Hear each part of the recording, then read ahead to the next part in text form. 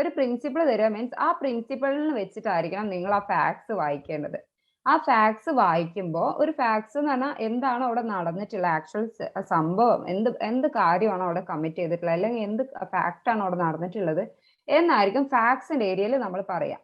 അപ്പൊ ഫാക്ട്സ് വായിക്കുമ്പോൾ നിങ്ങൾ ലോജിക്കലി അല്ല ചിന്തിക്കുക. നമ്മൾ ലോജിക്കലി അല്ലെങ്കിൽ നമ്മൾ മൊറാലിറ്റീന്റെ സൈഡിൽ നിന്നിട്ടോ എത്തിക്സിന്റെ സൈഡിൽ നിന്നിട്ടോ ഒന്നും നിങ്ങൾ ആൻസർ ചെയ്യരുത്. പ്രിൻസിപ്പിൾ എന്താണോ തന്നിട്ടുള്ളത്, എന്ത് പ്രിൻസിപ്പിൾ, എന്ത് തത്വത്തിന്റെ അടിസ്ഥാനത്തിലുള്ള കാര്യമാണോ തന്നിട്ടുള്ളത്, ആ ഒരു വേർഡ് കറക്റ്റ് ആയിട്ട് വായിക്കാം. എന്നിട്ട് അതിന്റെ ഫാക്ട്സ് നോക്കാം. അത് മനസ്സിലാക്കിയോ? പ്രിൻസിപ്പിൾ ആദ്യം എന്താണെന്ന് മനസ്സിലാക്കി വെക്കാം. Intentional application of force to another person is actionable in law എന്നാണ് ഒരു principle. Intentional application of force. Intentional application of force എന്ന് വെച്ചാൽ ഇന്റൻഷനലി ഒരു ഫോഴ്സ് അപ്ലൈ ചെയ്യണം ടു അനദർ പേഴ്സൺ, ഒരു മറ്റൊരാള്, ഈസ് ആക്ഷണബിൾ ഇൻ ലോ. അത് ആക്ഷണബിൾ ആണ് എന്നാണ് പറയുന്നത്. ആക്ഷണബിൾ മീൻസ് നമുക്കറിയാം ഒരു ആക്ഷൻ ചെയ്യുന്നതാണെന്നാണ് പറയുന്നത്. അതാണ് നിയമത്തിൽ പറയുന്നതെന്നാണ് പറയുന്നത്. അപ്പൊ ഫാക്ട്സ് എന്തായിരുന്നു, നടന്ന സംഭവം എന്തായിരുന്നു? പി എന്ന് പറയുന്നത് ഇവിടെ ഒരാളാണ്, ഒരാളുടെ പേര്. നിങ്ങൾക്ക് ഇനി ഇൻ കേസ് ഒരു ഈ ABCD എന്ന് കാണുമ്പോൾ നിങ്ങൾക്ക് ഒരു കൺഫ്യൂഷൻ വരുമെന്ന് തോന്നുകയാണെങ്കിൽ നിങ്ങൾ എന്ത് ചെയ്യുക, പി എന്നുള്ളത് ഏതെങ്കിലും നിങ്ങൾക്ക് അറിയാവുന്ന ഒരാളുടെ പേരാക്കി എഴുതും. നിങ്ങളുടെ പേരാണെങ്കിൽ നിങ്ങളുടെ പേരാക്കി എഴുതാം. ആൻഡ് ഡി അത് വേറെ ആളെ പേരാക്കിയിട്ട് ജസ്റ്റ് മനസ്സിൽ വിചാരിക്കാം. അങ്ങനെയാണെങ്കിലും കുഴപ്പമില്ല, ആൻസർ ചെയ്യാൻ അത് എളുപ്പമായിരിക്കും. P and D are unknown to each other. അവർക്ക് പരസ്പരം അറിയില്ല. When P is about to sit on a chair, P എന്ത് ചെയ്യാണ്, ഒരു ചെയറിൽ ഇരിക്കുകയാണ്. D intentionally pulls it away as a result of which P falls on the floor. എന്ന് വെച്ചാൽ D എന്ത് ചെയ്യാണ്, ഇന്റൻഷ്യലി. ശരിക്കും പറഞ്ഞാൽ ഇവർ തമ്മിൽ പരിചയമൊന്നുമില്ല, അവർക്ക് മുന്നേ ഉള്ള വ്യക്തിവൈരാഗ്യമോ അങ്ങനെ ഒരു കാര്യം അതിൻ്റെ അകത്തില്ല. പക്ഷേ P അവിടെ ഒരു ചെയറിൽ ഇരിക്കുകയായിരുന്നു. അവിടെ is about to sit on a chair. അപ്പൊ ആ ചെയറിൽ ഇരിക്കാൻ പോകുമ്പോൾ എന്ത് ഡി വന്നിട്ട് എന്ത് ചെയ്ത് ഇന്റൻഷ്യലി അത് ബാക്കോട്ട് വലിച്ച് ഇരിക്കാൻ പോകുമ്പോൾ അപ്പോൾ എന്താവും സംഭവിക്കുക, പി അവിടെ വീഴും, നിലത്ത് വീണു, അങ്ങനെ ഇഞ്ചുറി സംഭവിച്ചു. അപ്പൊ ഇന്റൻഷനലി ആണ് എന്ത് ചെയ്തിട്ടുള്ളത്, ഡി അവിടെ ആ ആക്ട് ചെയ്തിട്ടുള്ളത്. ഓക്കെ, അവിടെ നിങ്ങൾ വായിക്കേണ്ട വേർഡ് എന്താണ്, ഇന്റൻഷനലി എന്നുള്ള വേർഡ് അവിടെ ഉണ്ടോ എന്ന് ശ്രദ്ധിക്കുക. കാരണം intentional application of force, intentionally ഒരു അപ്ലിക്കേഷൻ ഓഫ് ഫോഴ്സ് ഉണ്ടാവുകയാണെങ്കിൽ അത് ലോന് മുന്നിൽ ആക്ഷനബിൾ ആണ് എന്നാണ് പറയുന്നത്. അപ്പൊ നമ്മൾ എന്ത് മനസ്സിലാക്കണം, ഡി ഇന്റൻഷനലി പുൾസ് ആണ് ചോദ്യത്തിൽ ഫാക്ട്സിൽ പറഞ്ഞിരിക്കുന്നത്. അപ്പോൾ ആൻസർ എന്തായിരിക്കും, നമുക്ക് വേഗം ആൻസറിലേക്ക്, അപ്പോൾ കറക്റ്റ് ആയിട്ട് പ്രോപ്പർ ആയിട്ടുള്ള ആൻസറിലേക്ക് നമുക്ക് പോകാൻ പറ്റും.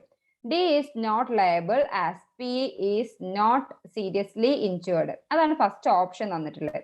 അപ്പൊ ഡി ഈസ് നോട്ട് ലയബിൾ എന്ന് പറയാൻ പറ്റില്ല, കാരണം ലയബിൾ ആയിരിക്കും, കാരണം ഇന്റൻഷനലി ആണ് വലിച്ചിട്ടുള്ളത്. P is not seriously injured. Seriously ആണോ അല്ലെങ്കിൽ അങ്ങനെയല്ല, എന്താ പറയാ, സില്ലി ആയിട്ടുള്ള കാര്യം ഇഞ്ചുറി ആണോ, അങ്ങനെയുള്ള ഒന്നും നോക്കേണ്ട ആവശ്യമില്ല. ശരിക്കും അവിടെ ഒരു ഇഞ്ചുറി നടന്നിട്ടുണ്ടോ എന്നാണ് അവിടെ നോക്കുന്നത്. പിന്നെ നെക്സ്റ്റ് ഓപ്ഷൻ വന്നിട്ടുണ്ടെങ്കിൽ ഡി ഈസ് ലയബിൾ. ഡി അവിടെ ലയബിൾ ആണ് as he intentionally caused injury to P.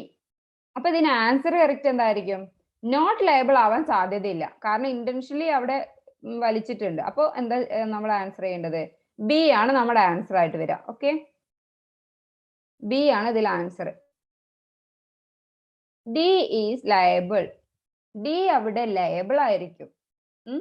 He intentionally caused injury to P. Intentionally അവിടെ ഒരു ഇഞ്ചുറി ഉണ്ടാക്കിയിരിക്കുകയാണ്, അതുകൊണ്ട് തന്നെ അവിടെ ഡി ലയബിൾ ആണ്. ലയബിൾ ആണെന്ന് പറഞ്ഞിട്ടുണ്ടെങ്കിൽ ആ ഒരു നഷ്ടം നികത്താൻ, ആ ഒരു ഇഞ്ചുറി നടത്തിയതിലുള്ള ഉത്തരവാദിയാണെന്നാണ് അർത്ഥം. ഓക്കെ, നമുക്കൊരു ഉത്തരവാദിത്തം വരികയാണ്, റെസ്പോൺസിബിലിറ്റി വരികയാണ്, നമ്മളാണ് അതിൽ ലയബിൾ ആവുമെന്ന് പറഞ്ഞിട്ടുണ്ടെങ്കിൽ അതാണ് അതിന്റെ മീനിങ്. അൽത്തീനയ്ക്ക് ഈ കാര്യം അറിയുന്നുണ്ടാവും. ലയബിലിറ്റി എന്നൊക്കെ പറയുമ്പോൾ പുതിയ കുട്ടികൾക്ക് വേണ്ടിയിട്ടാണ് ഞാൻ ഒന്നുകൂടെ റിപ്പീറ്റ് ചെയ്തത് പറഞ്ഞത്. കുറച്ച് ബോറിംഗ് ആയിരിക്കും റിപ്പീറ്റേഷൻ കേൾക്കുമ്പോൾ, പക്ഷെ അത് ഫെമിലിയർ ആവാനും കൂടെ നല്ലതാണ്. Okay okay, D is liable as he intentionally caused injury to P. Okay, അതാണ് അതിന് ആൻസർ വരിക. അപ്പൊ ഈ ഒരു പാറ്റേണിൽ വേണം നിങ്ങൾ എന്ത് ചെയ്യാം, എല്ലാ പ്രിൻസിപ്പൽ ഫാക്ട്സ് ഒക്കെ തന്നിട്ടുള്ള ക്വസ്റ്റ്യൻസിനെ ആൻസർ ചെയ്യാൻ. അങ്ങനെയുള്ളത് എന്ന് പറഞ്ഞാൽ കുറച്ചധികം വായിക്കാണ്ടാവും, അതുകൊണ്ട് കുറെ ടൈം നമ്മൾ അതിന് എടുത്തു പോകും. അങ്ങനെ ടൈം എടുക്കാണ്ടിരിക്കണം എന്നുണ്ടെങ്കിൽ ആ പ്രിൻസിപ്പിൾ കറക്റ്റ് ആയിട്ട് ആദ്യം ഒന്ന് വായിക്കാം. ആ ഒറ്റ വായനയിൽ തന്നെ ഏകദേശമൊക്കെ ധാരണ കിട്ടും. പിന്നെ ആ ആൻസർ ചെയ്യുമ്പോൾ ഫാക്ട് വായിക്കുക. ഫാക്ട് വായിച്ച ശേഷം മാത്രം എന്താ പറയാ എന്തായിരിക്കും അവിടെ നടന്നിട്ടുണ്ടാവുക എന്നുള്ളത് നോക്കിയിട്ട് വേഗം ആൻസറിലേക്ക് നോക്കുക. അപ്പൊ ആൻസർ പെട്ടെന്ന് തന്നെ ക്ലിയർ ആവും. നെക്സ്റ്റ് പ്രിൻസിപ്പിൾ എന്തായിരുന്നു? Consent is a good defence. Consent എന്നുള്ളത് ഒരു ഗുഡ് ഡിഫൻസ് ആയിട്ട് എടുക്കാം. ഇപ്പൊ ഒരു സിവിൽ ആക്ഷൻ ആണെങ്കിലും ക്രിമിനൽ ആക്ഷൻ ആണെങ്കിലും ഒക്കെ നമുക്ക് കൺസെന്റ് എന്നുള്ളത്, സിവിൽ ആക്ഷനിൽ പ്രത്യേകിച്ച് കൺസെന്റ് എന്നുള്ളത് നമുക്കത് ഒരു ഗുഡ് ഡിഫൻസ് ആയിട്ട് എടുക്കാം. നമ്മൾ കുറെ ഡിഫൻസസ് പഠിച്ചിട്ടുണ്ടായിരുന്നു. കോൺട്രാക്ട് ലോയിലൊക്കെ ഡിഫൻസസ് ഒരുപാട് പഠിച്ചിട്ടുണ്ട്. അതിലൊന്നാണ് കൺസെന്റ് എന്നുള്ളത്. അപ്പൊ കൺസെന്റ് ഒരാൾ ഒരു കാര്യത്തിന് കൊടുത്ത ശേഷം അയാൾക്ക് ഇഞ്ചുറി പറ്റിയതാണെന്നുണ്ടെങ്കിൽ അതൊരു ഡിഫൻസ് ആണ്. അപ്പൊ ആ ഒരു ഇഞ്ചുറി ആര് കാരണമാണോ സംഭവിച്ചത്, അവർ ലയബിൾ ആവാത്ത ഒരു സിറ്റുവേഷൻ ആണ് കൺസെന്റ് കാരണം ഒരു ഇഞ്ചുറി സംഭവിക്കുന്നത്. ഒരു ഇഞ്ചുറി മീൻസ് എന്താ പറയാ ഒരു നഷ്ടം സംഭവിക്കുന്നത്. ഓക്കെ, ലീഗൽ റൈറ്റിന്റെ വയലേഷൻ ആണ് അവിടെ നടക്കുന്നത്. അതിനാണ് ഇഞ്ചുറി എന്ന് പറയാ. Okay, consent is a good defence in a civil action for tort. Okay, but tort എന്ന് പറഞ്ഞാൽ നമുക്കറിയാം ഒരു സിവിൽ റോങ് ആണ് ടോർട്ട് എന്ന് പറയുന്നത്. സിവിൽ റോങ്ങിനെയാണ് ടോർട്ട് എന്ന് പറയാ. ടോർട്ടം എന്ന വേർഡിൽ നിന്നാണ് ടോർട്ട് എന്ന വേർഡ് ഉണ്ടായിട്ടുള്ളത്. ഓക്കെ, ടോർട്ടം എന്നുള്ള വേർഡ് ലാറ്റിൻ വേർഡ് ആണ്. ആ ലാറ്റിൻ വേർഡിൽ നിന്നാണ് ടോർട്ട് എന്നുള്ള വേർഡ് ഉണ്ടായിട്ടുള്ളത്. Okay, tort but the act should be the same for which consent was given. അപ്പൊ ഇതിൽ എന്താ പറയുന്നത്? ഒരു കൺസെന്റിന് ഒരു ഗുഡ് ഡിഫൻസ് ആയിട്ട് എടുക്കാൻ പറ്റും in an civil action for tort. ടോർട്ടില് സിവിൽ ആക്ഷൻ എടുക്കുന്ന സമയത്ത് ടോർട്ടിലെ ഒരു നല്ലൊരു ഡിഫൻസ് ആയിട്ട് കൺസെന്റ് എടുക്കാൻ പറ്റും. But the act should be the same for which consent was given. ആ ഒരു മാറ്ററിൽ തന്നെ ആയിരിക്കണം, ആ സെയിം മാറ്ററിൽ തന്നെ ആയിരിക്കണം കൺസെന്റ് കൊടുത്തിട്ടുണ്ടാവേണ്ടത്. അല്ലാണ്ട് വേറൊരു മാറ്ററിലോ അല്ലെങ്കിൽ അതുമായിട്ട് റിലേറ്റ് ചെയ്ത് വേറൊരു കാര്യത്തിലോ ആണെന്നുണ്ടെങ്കിൽ അത് നിൽക്കില്ല എന്നാണ് പറയുന്നത്. ഫാക്ട് എന്താ വന്നിട്ടുള്ളത്? നടന്ന സംഭവം എന്താണ്?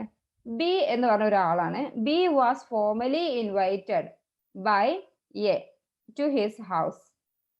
ഫോർമലി ഇൻവൈറ്റ്, ഫോർമലി എന്ന് പറഞ്ഞാൽ നമുക്കറിയാം ഫോർമലി പോയിട്ട് ഇൻവൈറ്റ് ചെയ്താണ് ബി പോയിട്ട് B was formally invited by A പോയിട്ട് ബിയെ ഇൻവൈറ്റ് ചെയ്യാണ് എയുടെ വീട്ടിലേക്ക്, ടു ഹിസ് ഹൗസ്, എയുടെ വീട്ടിലേക്ക് ഇൻവൈറ്റ് ചെയ്തു. B after sitting for some time in drawing room moved to the bedroom of the house. Okay, B കുറച്ചു നേരം അവിടെ ഇരുന്നു. സാധാരണ ഡ്രോയിങ് റൂമിൽ കുറച്ചു നേരം ഇരുന്നു. അതിനുശേഷം ബെഡ്റൂമിലേക്ക് പോയി. എ സ്യൂഡ് ബി, എ അവിടെ സ്യൂ ചെയ്തു ബിക്ക് എതിരായിട്ട്. എന്താണ്? Four trespass. ട്രസ്പാസിനെ സ്യൂ ചെയ്തു എന്നാ പറഞ്ഞത്. ട്രസ്പാസ് എന്ന് പറഞ്ഞാൽ നമ്മൾ എന്താ പഠിച്ചിട്ടുണ്ടായിരുന്നത്? ട്രസ്പാസ് എന്ന് പറഞ്ഞിട്ടുണ്ടെങ്കിൽ ഒരു പ്രോപ്പർട്ടിയിലേക്ക് ഒരാൾ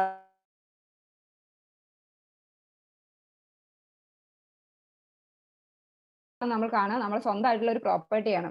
അപ്പൊ ആ പ്രോപ്പർട്ടിയിലേക്ക് മറ്റൊരാള് നമ്മുടെ അനുവാദം ഇല്ലാണ്ട് എൻ്റർ ചെയ്യുന്നതിനെയാണ് നമ്മൾ ട്രസ്പാസ് എന്ന് പറയാം. അങ്ങനെ അയാൾ ചെയ്തിട്ടുണ്ടെങ്കിൽ അത് ട്രസ്പാസിന്റെ അണ്ടറിലാണ് വരിക. ഓക്കെ, അപ്പൊ ഈ കേസിൽ എന്താ സംഭവിച്ചിട്ടുള്ളത്? B has interfered with privacy of A. B അവിടെ ഇന്റർഫിയർ ചെയ്തിട്ടുണ്ട്, പ്രൈവസിയിൽ ഇന്റർഫിയർ ചെയ്തിട്ടുണ്ട് എയുടെ. ഓക്കെ, അതാണ് ഒരു ഓപ്ഷൻ തന്നിട്ടുള്ളത്. രണ്ടാമത്തെ ഓപ്ഷൻ എന്തായിരുന്നു? B has committed no trespass as he entered the house with A's consent. എയുടെ കൺസെന്റോട് കൂടി ആണ് അയാൾ അവിടെ കയറിയിട്ടുള്ളത്. അപ്പൊ അതുകൊണ്ട് തന്നെ ബി അവിടെ ട്രസ്പാസ് കമ്മിറ്റ് ചെയ്തിട്ടില്ല എന്നാണ് പറയുന്നത്. ആ ഹൗസിലേക്ക് കയറിയിട്ടുള്ളത് എയുടെ അനുവാദത്തോടു കൂടിയാണ്. അതുകൊണ്ട് തന്നെ ബി അവിടെ ട്രസ്പാസ് കമ്മിറ്റ് ചെയ്തിട്ടില്ല എന്നാണ് പറയുന്നത്. പിന്നെ പറഞ്ഞത് B has offended A by moving to bedroom. അവിടെ ബി ഹാസ് ഒഫൻഡ് ചെയ്യാണ് A by moving to bedroom. ആ ബെഡ്റൂമിലേക്ക് മൂവ് ചെയ്തുകൊണ്ട്. പിന്നെ വരുന്നത് എന്താണ്? B has committed trespass as there is no consent of A for entry in the bedroom. അപ്പൊ ഇതിൽ എന്തായിരിക്കും ആൻസർ വരിക? വീട്ടിലേക്ക് കയറാൻ ഒരു എന്താ പറയാ അവരെ വീട്ടിലേക്ക് ഇൻവൈറ്റ് ചെയ്തു എന്ന് വെച്ചിട്ട് അതൊരു ബെഡ്റൂം എന്നുള്ള ഇറ്റ്സ് എ പ്രൈവറ്റ് ഏരിയ. അപ്പൊ ആ പ്രൈവറ്റ് ഏരിയയിലേക്ക് കൺസെന്റ് കൊടുത്തിട്ടില്ല ആക്ച്വലി. ഓക്കെ, അപ്പൊ ഇതിൽ ആൻസർ എന്തായിരിക്കും? B has committed. ഇതിൽ നമ്മൾ പ്രിൻസിപ്പൾ എന്ന് പറയുന്നത് but act should be the same for consent was given. ആ ഒരു പ്രിൻസിപ്പിൾ ആണ് ഇവിടെ നിങ്ങൾ ശ്രദ്ധിക്കേണ്ടത്. ഇതിൽ അങ്ങനെയാണെങ്കിൽ ബി കൊടുത്തിട്ടുണ്ട്, ബിക്ക് ഒരു എന്താ പറയുക കൺസെന്റ് കൊടുത്തിട്ടുണ്ട്. അതെന്താണ്? വീട്ടിലേക്ക് ഇൻവൈറ്റ് ചെയ്യുന്നതാണ്. വീട്ടിൽ എന്ന് പറഞ്ഞാൽ ആ ബെഡ്റൂമിലേക്ക് എന്ന് പറഞ്ഞാൽ അതൊരു പ്രൈവറ്റ് ഏരിയയിലേക്കായി മാറും.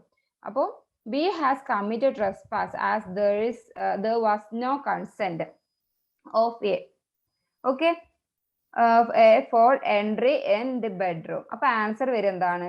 ഡി ആണ് നമ്മുടെ ആൻസർ വരിക. ഓക്കെ, മനസ്സിലായോ?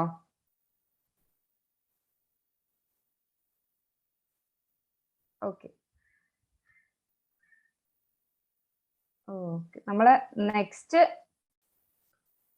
ക്വസ്റ്റ്യൻ എന്താണെന്ന് വെച്ചാൽ, നെക്സ്റ്റ് പ്രിൻസിപ്പിൾ എന്തായിരുന്നു വെച്ചാൽ, whoever takes away any movable thing for എന്തെങ്കിലും ഒരു മൂവബിൾ തിങ്. മൂവബിൾ എന്ന് പറഞ്ഞിട്ടുണ്ടെങ്കിൽ നമുക്കറിയാം പ്രോപ്പർട്ടീസ്. മൂവബിൾ എന്ന് പറയുന്നത് കാറ്, അങ്ങനെയുള്ള ഓരോ മൂവബിൾ ആയിട്ടുള്ള ഒരു വസ്തു എന്തെങ്കിലും, ഇപ്പൊ പെന്ന്, പെൻസിൽ, അങ്ങനെയുള്ള ഒക്കെ മൂവബിൾ ആണ്. For the land of any person, ഒരാളുടെ പ്രോപ്പർട്ടിയിലുള്ള മൂവബിൾ ആയിട്ടുള്ള ഒരു വസ്തു എടുക്കുകയാണ്. Without that person's consent. Without that person's, അയാളുടെ കൺസെന്റ് ഇല്ലാണ്ട് അങ്ങനെ എടുത്തു പോവുകയാണ്. He is said to have committed theft. നമുക്കറിയാം അത് തെഫ്റ്റ് ആയിട്ടാണ് നമ്മൾ കൺസിഡർ ചെയ്യുക. ഒരാളുടെ തെഫ്റ്റ് എന്ന് പറയുന്നത് മൂവബിൾ പ്രോപ്പർട്ടിയുടെ മുകളിൽ മാത്രം വരുന്ന ഒരു ഒഫൻസ് ആണ് തെഫ്റ്റ് എന്ന് പറയുന്നത്. തെഫ്റ്റ് ഒരാൾ എന്ന് പറഞ്ഞിട്ടുണ്ടെങ്കിൽ ഒരാളുടെ സമ്മതമില്ലാണ്ട് അയാളുടെ വസ്തു എടുത്തുകൊണ്ട് പോവുകയാണ്. അതിനെയാണ് തെഫ്റ്റ് എന്ന് പറയാം. ഇവിടെ പ്രിൻസിപ്പിൾ ആയിട്ട് തന്നിട്ടുള്ളതും അത് തന്നെയാണ്. വിത്തൗട്ട് കൺസെന്റ് ആണ്. വിത്തൗട്ട് ദാറ്റ് പേഴ്സൺസ് കൺസെന്റ് അയാളുടെ പ്രോപ്പർട്ടിയിൽ നിന്നും ഒരു മൂവബിൾ ആയിട്ടുള്ള ഒരു വസ്തു എടുത്തുകൊണ്ട് പോകുന്നു എന്നാണ് പറഞ്ഞത്. അതാണ് അതിന്റെ പ്രിൻസിപ്പിൾ. അപ്പൊ അതിന്റെ ഫാക്ട്, ഈ കേസിലെ ഫാക്ട് എന്താണെന്ന് വെച്ചാൽ, during his visit to the house of C, A asked, A ചോദിച്ചു, ബിയോട് ചോദിക്കുകയാണ്. The son of C, A asked B the son of C to accompany A to the forest. എന്തിനാണ്? ഫോറസ്റ്റിലേക്ക് പോകാൻ വേണ്ടിയിട്ടാണ് മകനെ ചോദിക്കുന്നത്. A asked B the son of C എന്ന് വെച്ചാൽ സിയുടെ മോനെയാണ് ചോദിക്കുന്നത്. സിയുടെ മകന് എന്താണ് ചോദിക്കുന്നത്? എ ചോദിക്കുകയാണ് ബിയോട് ആ കാട്ടിലേക്ക് അക്കമ്പനി ചെയ്യാൻ വേണ്ടിയിട്ട് കൊണ്ടുവരാൻ പോകാൻ പറ്റുമോ എന്ന് ചോദിക്കുകയാണ്. അപ്പോ എന്താ സംഭവിക്കുന്നത്? Neither A nor B informed C. രണ്ടുപേരും സിയെ ഇൻഫോം ചെയ്തിട്ടില്ല. സിയുടെ മകനെയാണ് ചോദിക്കുന്നത്. അപ്പൊ സിയോട് ഇൻഫോം ചെയ്യേണ്ടത് അവരുടെ ഉത്തരവാദിത്തമാണ്. സി ഓക്കെ അങ്ങനെ ചോദിച്ചിട്ടില്ല. ഇൻ ദിസ് റിഗാർഡ്, ഏതാണ് ഈ കേസിലൊക്കെ സംഭവിച്ചിട്ടുള്ളത്? B accompanied A to the forest. അപ്പൊ എന്താ സംഭവിച്ചത്? ബി എ അക്കമ്പനി ചെയ്തു, ഫോറസ്റ്റിലേക്ക് അക്കമ്പനി ചെയ്തു, ബി എയുടെ കൂടെ പോയി. പക്ഷെ സിയുടെ അനുവാദം ചോദിച്ചിട്ടില്ല. സിയുടെ മകനാണ് ആര് ബി വരുന്നത്. ഓക്കെ, അപ്പൊ നിങ്ങൾക്ക് കൺഫ്യൂഷൻ വരരുത്. അത് നിങ്ങൾ ഒരു എഴുതി വെക്കുക, അല്ലെങ്കിൽ എന്തെങ്കിലും ഒരു ചെറിയ ഒരു നിങ്ങൾ പഠിക്കുമ്പോൾ എഴുതി വെക്കുക എന്ന് വെച്ചാൽ, എ എന്ന് പറഞ്ഞതിൽ ആരാണ്, ബി എന്ന് പറഞ്ഞ ആരാണ്, സി എന്ന് പറഞ്ഞ ആരാണ് എന്ന് പറഞ്ഞിട്ട് ജസ്റ്റ് എഴുതി വെക്കുക. അപ്പൊ സിയുടെ മകനാണ് B. Okay, B accompanied A to the forest. Okay, answer എന്തായിരിക്കും? A has committed theft as soon as he entered the house of C. Okay, B has not committed theft. B അവിടെ ഒരു തെഫ്റ്റും commit ചെയ്തിട്ടില്ല എന്നാ പറയുന്നത്. A has committed theft. A has not committed theft till B did not accompany him. ഇതിൽ എന്തായിരിക്കും answer വരാൻ സാധ്യത? നിങ്ങൾക്ക് എന്താ തോന്നുന്നത്?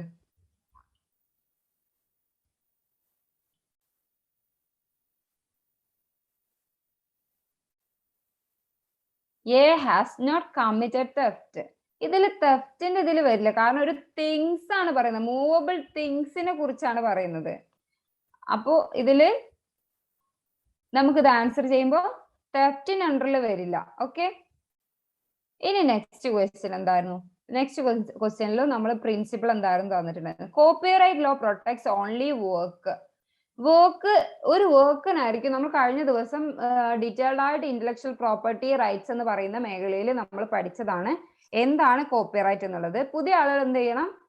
കഴിഞ്ഞ ദിവസത്തെ ക്ലാസ്സിൽ നമ്മൾ പഠിപ്പിച്ചിട്ടുണ്ട്, ഞാൻ പഠിപ്പിച്ചതായിരുന്നു എന്തൊക്കെയാണ് കോപ്പിറൈറ്റ്, എന്തൊക്കെയാണ് പിന്നെ ട്രേഡ് മാർക്ക് ലോ എന്ന് പറയുന്നത്. അങ്ങനെ ഓരോ സ്പെസിഫിക് ആയിട്ടുള്ള ഹെഡ്സ്, പേറ്റന്റ്, കോപ്പിറൈറ്റ് എന്നൊക്കെ പറയുന്നത് ഒരു എക്സ്ക്ലൂസീവ് ആയിട്ടുള്ള ഒരു റൈറ്റ് ആണ്. അതിന്റെ ക്രിയേറ്റർക്കോ അല്ലെങ്കിൽ അതിന്റെ ഓണർക്കോ, അത് ഉണ്ടാക്കിയ ഐഡിയ ഉണ്ടാക്കി എക്സ്പ്രസ് ചെയ്ത ആൾക്കോ കിട്ടുന്ന ഒരു സ്പെഷ്യൽ ആയിട്ടുള്ള എക്സ്ക്ലൂസീവ് ആയിട്ടുള്ള ഒരു റൈറ്റ് ആണ് ഇന്റലക്ച്വൽ പ്രോപ്പർട്ടി റൈറ്റ് എന്ന് പറയുന്നത്. ഓക്കെ, ആ ഒരാൾക്ക് അതിന്റെ റിക്രിയേഷനോ അതുപോലെ തന്നെ അത് വേണമെന്നുണ്ടെങ്കിൽ വീണ്ടും റിക്രിയേറ്റ് ചെയ്യുന്നതിനോ റിപ്രൊഡ്യൂസ് ചെയ്യുന്നതിനോ ഒക്കെ മറ്റുള്ളവർക്ക് അയാളുടെ പെർമിഷനോട് കൂടി മാത്രമേ അത് ചെയ്യാൻ പറ്റുള്ളൂ. അങ്ങനെയുള്ള എക്സ്ക്ലൂസീവ് ആയിട്ടുള്ള റൈറ്റിനെയാണ് നമ്മൾ എന്ത് പറയുന്നത്, ഇന്റലക്ച്വൽ പ്രോപ്പർട്ടി റൈറ്റ്സ് എന്ന് പറയുന്നത്. അതിലെ മെയിൻ ഒരു ഹെഡാണ് കോപ്പിറൈറ്റ് ലോ എന്ന് പറയുന്നത്.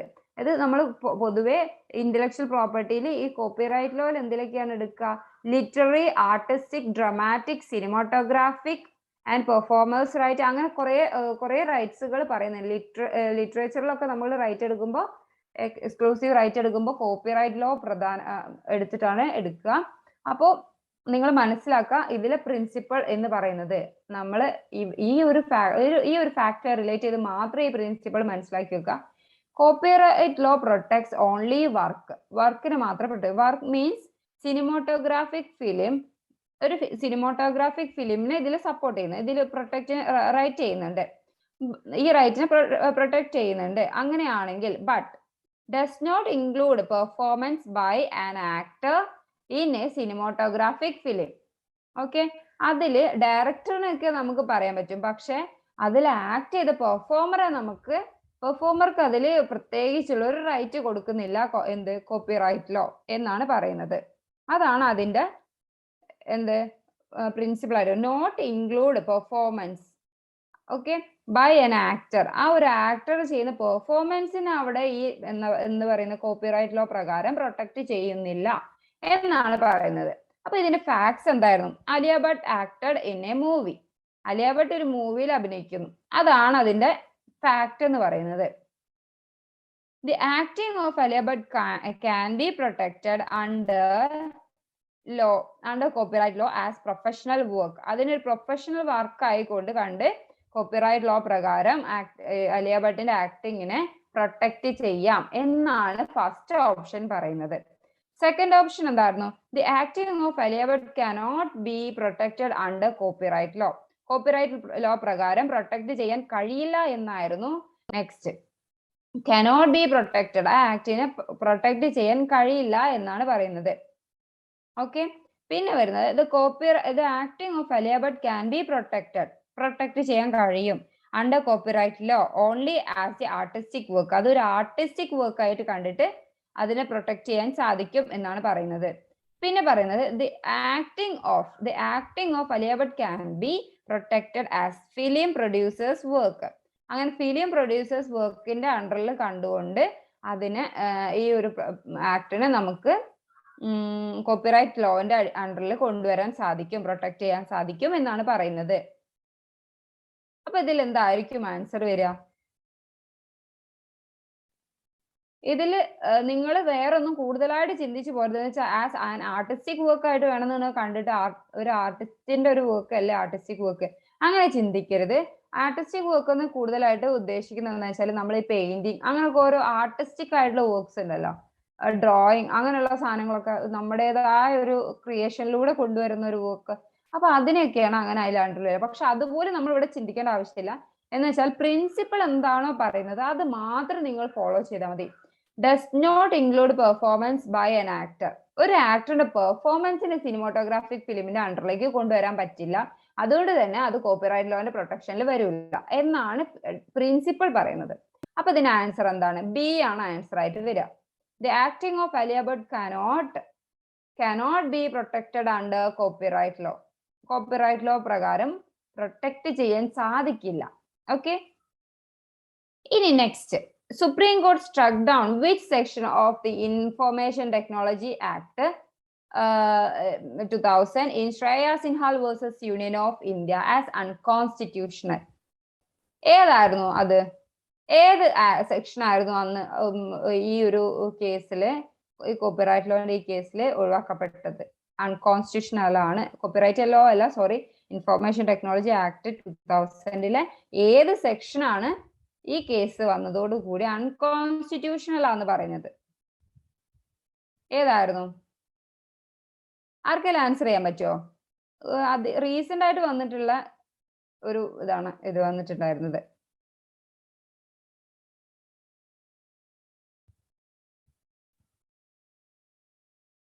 Section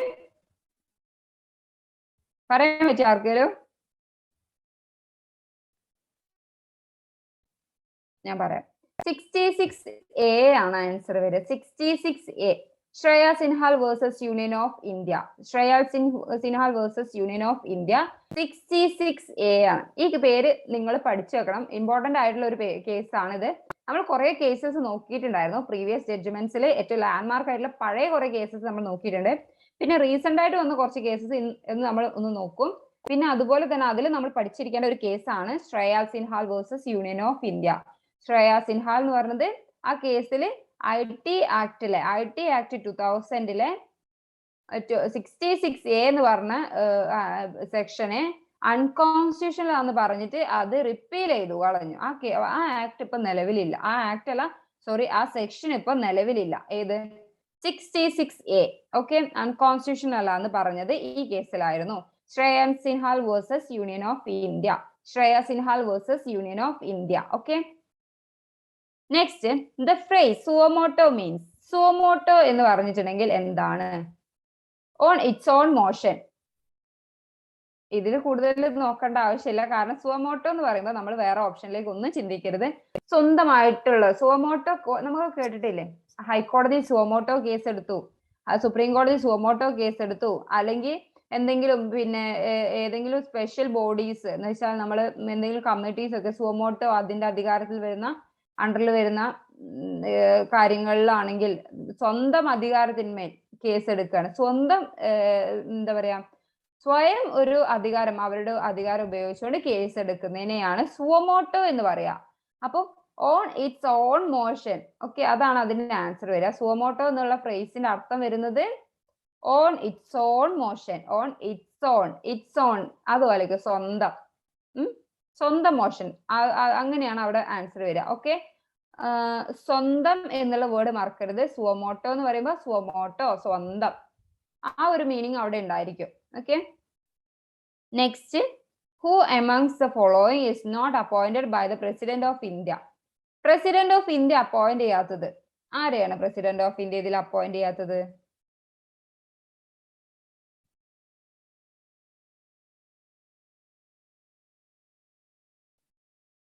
advocate general.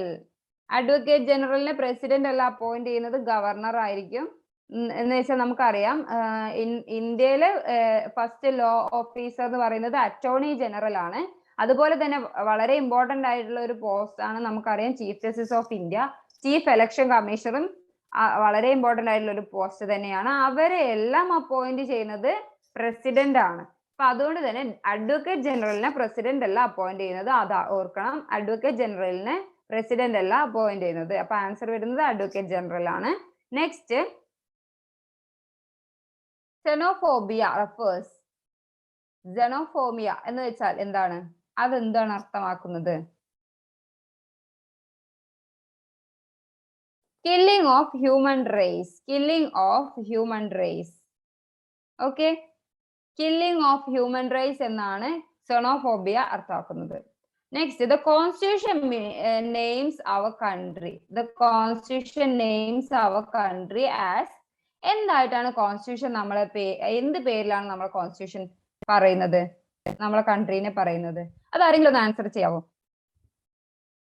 ഭാരത്. അങ്ങനെ മാത്രമായിട്ട് പറയരുത്, കാരണം ഭാരത് തന്നെയാണ്, പക്ഷെ India that is Bharat, India that is Bharat എന്നുള്ള ഒരു ആൻസർ ആണ് അവിടെ കൊടുക്കേണ്ടത്. ഭാരത് മാത്രമായിട്ട് പറയരുത്, ഇന്ത്യ എന്നാൽ ഭാരത്, ഭാരതം എന്നുള്ള രീതിയിലായിരിക്കണം ആൻസർ വരേണ്ടത്. നമ്മള് ഇന്ത്യനെ വിളിക്കുന്നത് ഇന്ത്യ ദാറ്റ് ഈസ് ഭാരത് എന്നാണ്. ബൈഗമി ലക്കസ് ആർ നോട്ട് അപ്ലിക്കബിൾ ടു. ബൈഗമി ആർക്കാണ് അപ്ലിക്കബിൾ ഇല്ലാത്തത്? മുസ്ലിംസ്. നമുക്കറിയാം മുസ്ലിം ലോ പ്രകാരമൊക്കെ രണ്ട് വൈഫ് അങ്ങനെയുള്ളവരൊക്കെ ഉണ്ട്. അപ്പൊ അതുകൊണ്ട് തന്നെ ബൈഗമി അതിൽ അപ്ലിക്കബിൾ ആക്കാൻ പറ്റില്ല. ഓക്കെ, ഹിന്ദു ലോ പ്രകാരവും അതുപോലെ സിഖ്സ് ആൻഡ് ജെയിൻസിന്റെ വരുമ്പോഴും ബൈഗമി നമുക്ക് അപ്ലൈ ചെയ്യാൻ പറ്റും. മുസ്ലിം ലോയിലാണ് അത് പറ്റാത്തത്. Okay, right to information.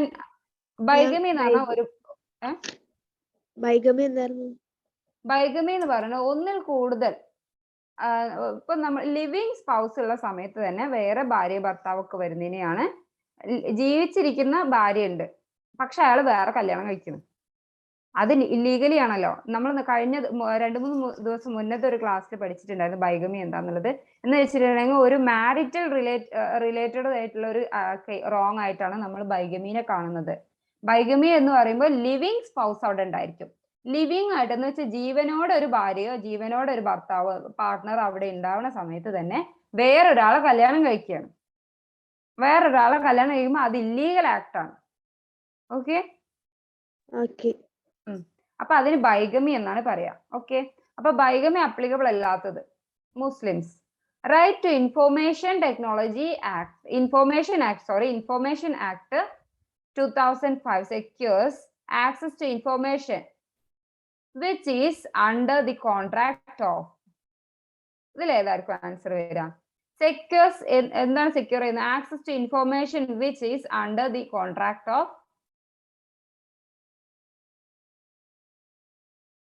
ആർക്കെങ്കിലും ആൻസർ ചെയ്യാൻ പറ്റുമോ?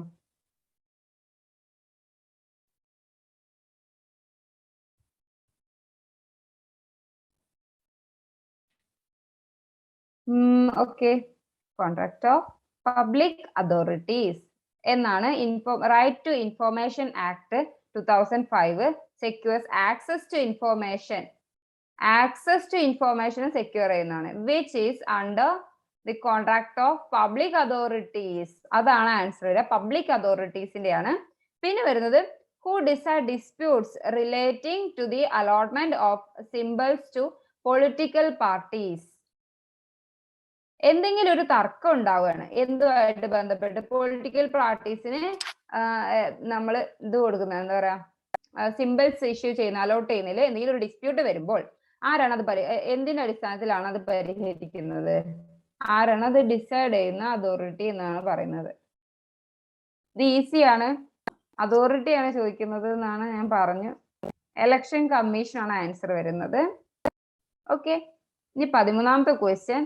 The quorum to constitute a meeting of either house of parliament is. ഒരു quorum എന്ന് പറയുന്നത് മിനിമം നമ്പേഴ്സ് ഓഫ് പേഴ്സൺസ് ആണ്, മിനിമം മെമ്പേഴ്സ് ആണ്, മിനിമം ആയിട്ടുള്ള നമ്പറാണ് നമ്മൾ quorum എന്ന് പറയാം. അറ്റ്ലീസ്റ്റ് അത്രയും പേരെങ്കിലും ആ ഒരു മീറ്റിംഗിൽ ഉണ്ടായിരിക്കണം. അപ്പൊ either ഹൗസ്, ഏതെങ്കിലും ഒരു ഹൗസ് ഓഫ് പാർലമെന്റിൽ ഏതെങ്കിലും ഒരു ഹൗസ് മീറ്റിംഗ് കോൺസ്റ്റിറ്റ്യൂട്ട് ചെയ്യണമെന്നുണ്ടെങ്കിൽ മിനിമം മെമ്പേഴ്സ് എത്രയായിരിക്കണം? quorum എത്രയായിരിക്കണം?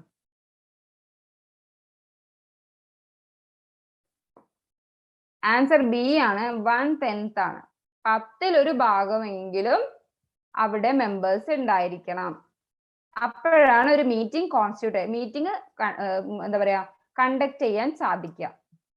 Next, every sitting of parliament starts with which of the following sessions. Every sitting of parliament, എല്ലാ സിറ്റിംഗും പാർലമെന്റ് എല്ലാ സിറ്റിംഗും starts with which of the following sessions. ഏത് സെഷൻ ആണ് first start ചെയ്യുന്നത്? എല്ലാ സെഷനിലും എല്ലാ പാർലമെന്റ് സിറ്റിംഗിലും ഏത് സെഷൻ ആയിരിക്കും ഫസ്റ്റ് ഉണ്ടായിരിക്കുക? ക്ലിയർ ആയില്ല? യെസ്, കറക്റ്റ് ആണ്. ക്വസ്റ്റ്യൻ അവർ ആയിരിക്കും ഫസ്റ്റ് ഉണ്ടായിരിക്കുക. പാർലമെന്റിൽ എപ്പോഴും ഫസ്റ്റ് സിറ്റിംഗിൽ ഫസ്റ്റ് സെഷൻ എന്ന് പറയുന്നത് ക്വസ്റ്റ്യൻ അവർ ആയിരിക്കും. ഇനി next, which of the following is not a constitutional body.